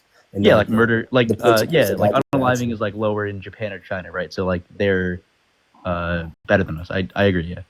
Well, I mean, keep in mind that like the other element to that is like when it comes to crime, we'll see a lot of times we'll see higher IQ people they might commit more like white collar crimes, like they're more cunning and stuff like that, and then low impulsive behavior is going to be more linked to like lower IQ, right? So maybe more of the violent crimes and stuff like that would be. Or maybe like you just said, it's what more white collar crime. Maybe it's linked to like socioeconomic factors. Totally agree with what you said. Yeah, So when he says race is real, like what does that mean to you, Archer? Guys, I think we're getting right into this. I wanted to exchange some pleasantries with my friend Noah, but Get the fuck out of here. When you say race is Damn, real, bro. We know what he means, guys. Wait, That's what I'm real- saying. Like Archer, I think Archer, it you're means the that first- he acknowledges that he acknowledges the IQ differences and such between their different. And I totally agree. And Archer's the first race realist to bite the bullet that Asians are in fact more superior than him. Well, I didn't buy that bullet. When I said people they have a higher IQ. say race is real, I think they're trying to say that like race is like genetically real. Well, yeah, It's a different race races realist- are broken along genetic lines. A race realist position is just going to say that like race is a valid biological category. So it's You it's put descriptive- you put it's a descriptive Slavic argument. Slavic people and like Nordic people in the same category. Yeah, I mean they both be white. I'm not like what's Schmittler where he's like discriminating against Slavs. Like that's ridiculous, bro. You put Middle Eastern people in the same category as Slavic people. Slavic? No, they did cluster genetically like right below Caucasus. So at what Archer. point do you cut off, Archer? Because you said that's an indicator of genetics. So at what point do you cut off? Well, I mean that's just kind of a continuum fallacy. I mean, obviously, like generally, it's going to be people that have ancestry in Europe, but obviously at the edge there, like Italians are going to be on the edge of like a genetic cluster. Ashkenazi Jews will be right there around them as well. And then So you agree there's no like cutoff? Well, it's. I mean, most people agree on. It's funny because like No, they don't. That's not true. They kind of do. I mean, think about how. No, like, America has changed its classification of race like 10 times in the past. I don't care what the government says, bro. Like what? Not the government. Okay, Like, so who do you what does it mean to be like a black person? Well, typically, I mean, you have ancestry from like sub-Saharan Africa. You don't care what the government says. You want the government to be authoritarian. Well, yeah. If like, the don't government, if the government a lot of represented what black I people- wanted, then I would care. don't a lot of But black the people in problem is that look, guys, Yeah, this what is about the same Haitians? problem. What about Haitians? Archer? yeah. They're not the So- same. Hold on, Haitians are not the same ethnic group as people from sub-Saharan Africa, who are not the same ethnic group from people from Egypt, who are not the same ethnic group from people from South Africa. Yeah, that's your point. My point is that you can't break up people by race. Well, you're just saying and you made that clear. You made that clear. You're There just are saying that different there's people with clusters. admixture. Like, okay, that's not really saying anything. But like, a lot of people in America who are black even are like more genetically closely aligned with like Europeans than they actually are with a lot of not- sub-Saharan No. Africans. The average Black American has 20% European admixture. So there's still going to be more. But like, okay, for instance, like a mixed race, for instance, like a mixed race person. somebody who's like light skinned, as a lot of people would say, are still considered themselves black, right? They still have the privilege, at least in this country, of doing things like saying the N word, and people aren't going to go like, "Oh my gosh, you're like saying that." You're saying that they're still I feel like considered Archer black, also has that privilege. even though that at that point they're more genetically aligned with Europeans. They're still not considered white. Well, you said closer. I mean, if you're 50-50, I wouldn't say you're closer. Well, you're already 20%. You said even just a regular black person you would consider black, not even light skin. It's already 20%. And on top of that, if you're light skinned, you're almost certainly more leaning genetically towards European ancestry. Correct. If you're talking about somebody that's mixed, like half and half, then I don't think you lean one way or the other. You're mixed. Well, okay, so the average black person. Okay, oh my gosh, you did not understand that argument. The average black person here, who's not light skinned, is already like 20% has like European heritage, right? Yeah, 20% average. Okay, those people that might have children with white people, and those people are going to be considered light skins or mixed race, right? But they still have the privileges of calling themselves black, and people will still call them black, correct? The privileges of being black. What are you talking about, dude? When I say the social privileges of being black would be things like associating like with black culture, so like you could say things like rap music, getting invited to music, the barbecue, hip hop, jazz, those kinds of things. Exactly. Yep. That is exactly. This is nonsense. I'm not gonna lie. This is nonsense. What do you mean? Hold on, wait, Archer. Wait, you're getting invited to the cookout, you don't bro. think people? Wait, you don't think people of the same racial group? Hold on, wait. You don't think people of the same racial group share some cohesion? Archer, you don't think people of the same racial group share some cohesion? Because then you're not a race realist. No, I grant that for sure. But you saying that somebody with 20% admixture has this, like, I mean, no, I didn't say 20%. Okay, but then you said they'd marry a white person, then have kids. Now they're like what 70% white or something. Yes, like, because unfortunately for you, America, I think somebody that's like a pretty good mix of both actually tends to have more issues when it comes to associating with either one. That's probably the issue, right? Is that but a lot of those people still consider themselves or even call themselves black and are treated as such in society. Correct? I don't think that's the case at all. I think that is absolutely the case. Wait. Generally, do you hear light-skinned people say the N-word a lot? Hold on, Archer? Have you heard? Archer does. Yeah, Archer does. Is a mixed person going to be as accepted into a black community as a fully black person? Not as I won't say they're as accepted, but they're still accepted. So thanks for granting my point. It totally depends. Yeah. So again, the point here is that somebody that's maybe mixed, like both races, they're going to have this problem of really not fully identifying or fitting in with either, right? That's the issue with race mixing. That's not necessarily true. A lot of mixed people do associate themselves with black, and they'll choose black culture and black they want to people. associate with. I grant that, right? Of course, but at that point, they are considered whichever race they decide to consider themselves. So, like, if that community, if that person is well known for the community, oftentimes they're considered to be black. Nobody would have like a contention. Well, I mean, they're considered to be mixed. That's what they're considered to be. They're mixed, but they're also considered to be black too. Do you think light skins? Hold on, Archer. Do you think light skins are like discriminated against in the black community? Wait, ask that again. Colorism is light skins are discriminated against. Of course, bro. Of course, dude. I see it on here. Dude, like, who's naturally light skinned? No, that's not true. Dude, of course, I see black people on here that like a mixed person will come up on the panel and they're like, "Well, you're not actually black," or like they'll be. I don't really care. I don't really care what black people on TikTok. I don't really care what black people on TikTok say, or like anybody on TikTok says. I think people do it in real life too, dude. Yeah, for sure. I don't. That doesn't happen in real life because people in real life, black people in real life, can be light skinned, even if they're black, even if they're 100%. Okay, so what? Wait. Do you think that? Wasn't it literally? If I'm correct, wasn't it literally a thing in itself? If it was like even if you're like a quarter black, you're considered black. If I'm correct, wasn't there like a famous court case? There's a famous court case. I'm forgetting exactly where it was. Where a guy, I think he was like 1/6 black in Alabama in like the 60s, and that was enough for him to be considered racially black, and he wasn't allowed to marry. Well, that's probably for like some legal thing. Like what we were just discussing was like. Yes, but he was also treated as a black person. Well, hold on. We were talking about the social implications, right? Like we were trying to discuss whether or not like people generally in society. Well, I'm talking about the social implications. He was treated as a black person. He had not only he had to treat himself and treat in society as a black person because of that. Once that was found out, that is literally a clear example where it doesn't really matter like what percent genetics you have. Race is just an arbitrary line that we draw. It's not that arbitrary because people self-identify with their race with like 99% accuracy. And also, here's the thing, right? Wait, where you get? Wait, where? Okay, 99, wait, 99% Archer. I accurate. need you to wait a second, Archer. I need you to put everybody into certain racial categories without excluding anybody you would consider black and including anybody you would consider white.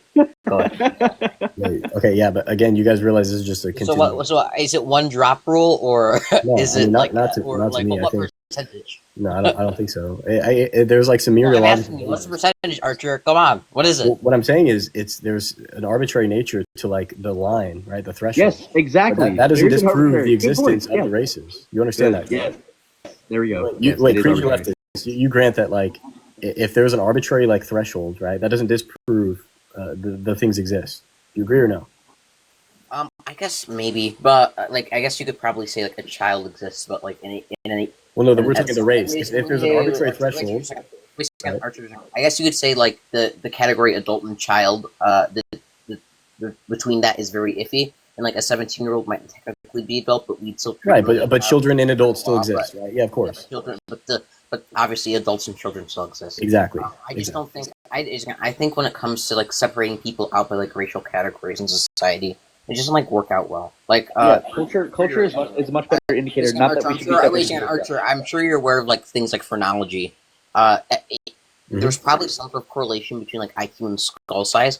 I don't think that means we should like separate people who have like larger skulls into one school and then people with smaller skulls. Well, here's the problem with race realism and the contention with it, right? Is race realism is purely a descriptive argument, okay? And so what you just did and what people tend to do is try to attack like the normative entailments, right? Which I haven't committed to anything, right?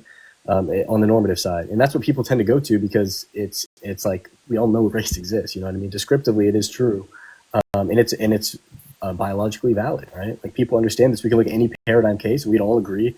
You know, we could look at. I could bring up multiple different people. We'd all agree on the race. You know what I mean? And that's kind of the point, right? Just because there's like some arbitrary or vagueness in the threshold doesn't mean that the races don't exist. Just like every other thing. It's not culture. Wait, It's you not said hold on. I've actually just for like it's not culture. That's not true. Scratch. You could see a Hispanic person and think they're white. You could see a Middle Eastern person and think they're white. Wait, let Brad go. Let Brad go. Hold on, but like I made a friend here the other day, and he's 100% looks Asian. He was born in the UK, brought up in the UK, and his grandparents are from Hong Kong. Mm-hmm. He speaks with a British accent. Like the race thing is a construct of culture by borders. It's not relative to the discussion. And in here, like when you go to other countries, they don't ask, you're just an American, you're English. Like it's broader. What country? So we're fighting in nuance. What country? Just anywhere. When no, you it's not- travel that's not true, outside no. of North, If when you anything, travel like outside of North America, if you're a Black American or a white American. Oh, I'll you're give an a perfect American. example. Palestine. If you go to Palestine, did I say Palestine in here? I know that some laws you can't say. Oh, you're If you're an Irish person, you go to Palestine, you'll be much more welcome than if you're, I don't know. Anyway, some other. I can't think of an alternate example. But if you're an Irish person, you're gonna be very welcome in Palestine. I think the reality is that like not even like biologists don't even use race to actually describe different people, different like genetic groupings. They use, if I'm correct, I'm actually completely correct. They use clines to actually they use clines to actually describe that, right? Because race ultimately isn't just something that's derived from biology, but it's derived from arbitrary social lines, which you're kind of demonstrating with like a no, light skin thing. And I think okay, let me respond to all this because first I'm going to respond to Brad. So you're actually wrong. If we look at the Eastern view of race, they tend to be much more sympathetic to race realism, right? There's a huge stigmatization of it in the West, okay? Yeah, the Japanese love the Koreans because they're the same race. Almost all true. Okay, just give me a second here. Almost all of Chinese anthropology recognizes race as biological. 40% of Korean medical students had like a biological conception of race. 42% of Eastern European anthropologists recognize race as a biological fact as well.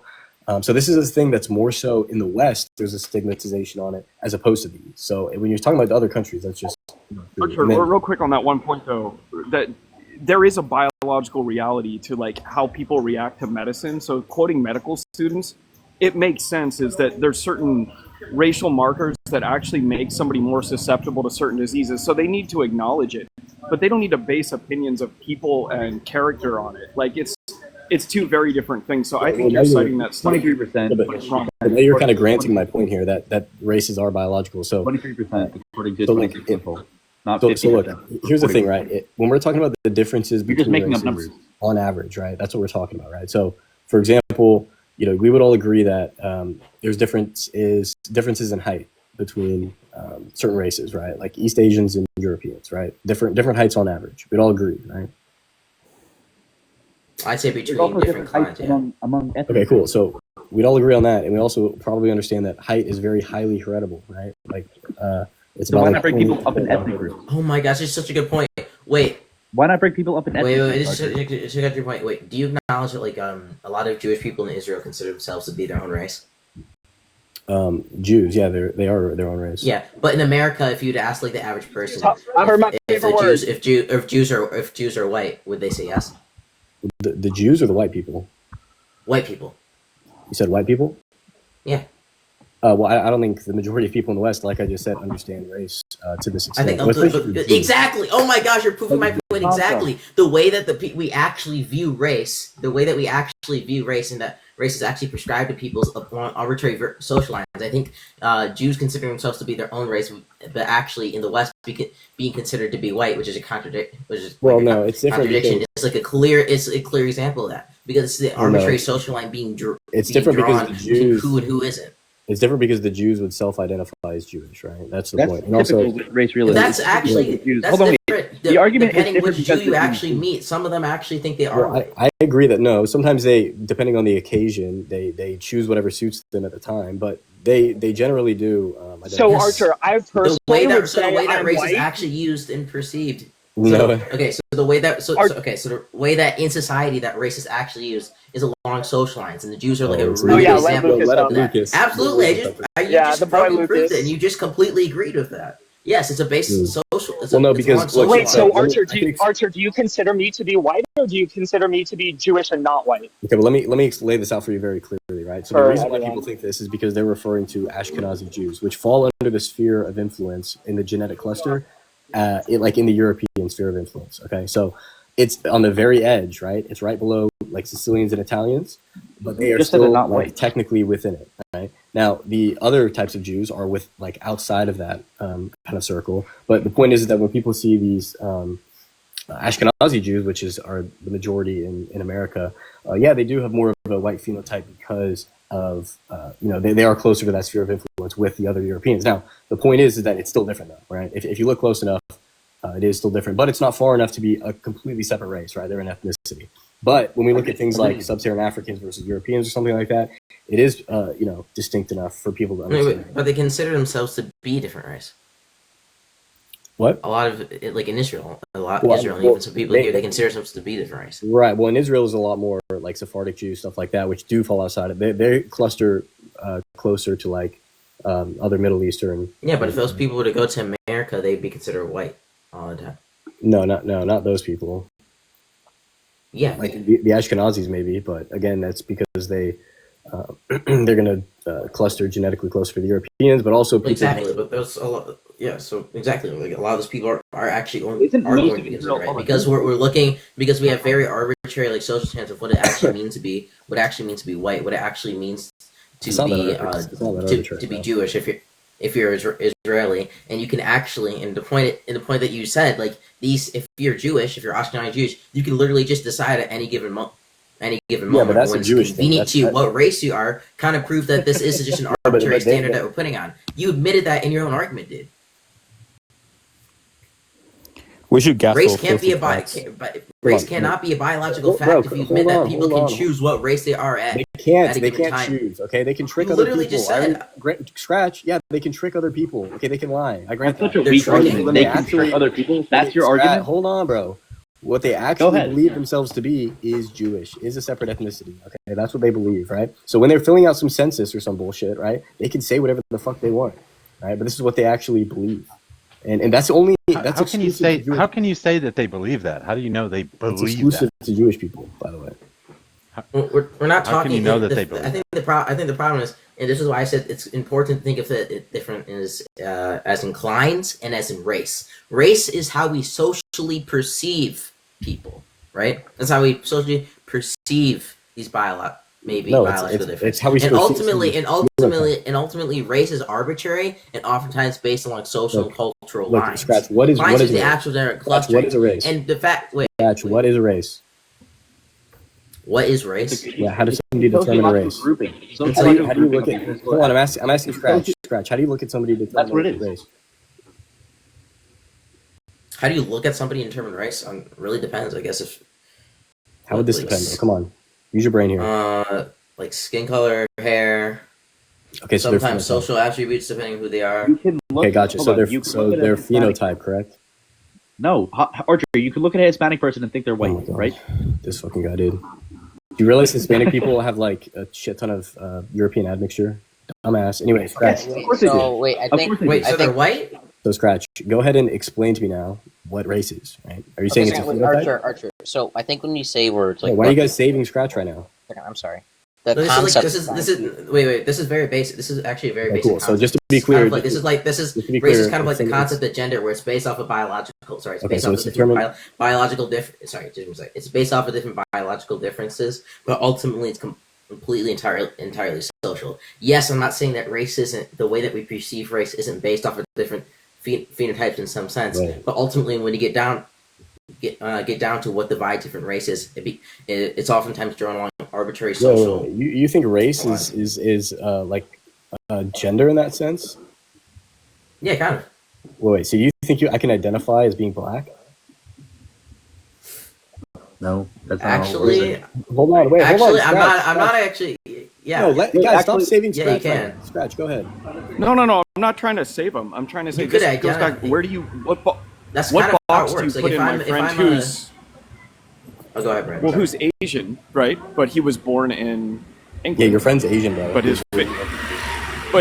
yet his family's from Hong Kong. He speaks with a British accent. He grew up culturally British. Okay, and you're saying you're going to put him in which box is he in? Yeah, his nationality is British. His race would be Asian. Now, Scratch, go ahead and answer my question. Weak. I think depending on circumstances, some people can actually identify. So, like, if you're half, maybe like half European. Wait, why would you have to be half of African a social construct, bro? I could identify as black, right? I think it also has to be drawn along cultural lines. It's like a 2016 Ben Shapiro. Wait, hold on. Well, if you can't answer it, it's still a good argument. So go ahead, Scratch.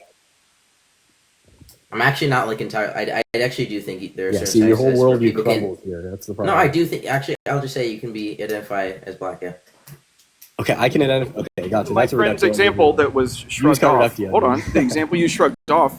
My friend definitely identifies as European, but you're calling him Asian. That's I've never seen your friend. Bro. I can't speak on your friend.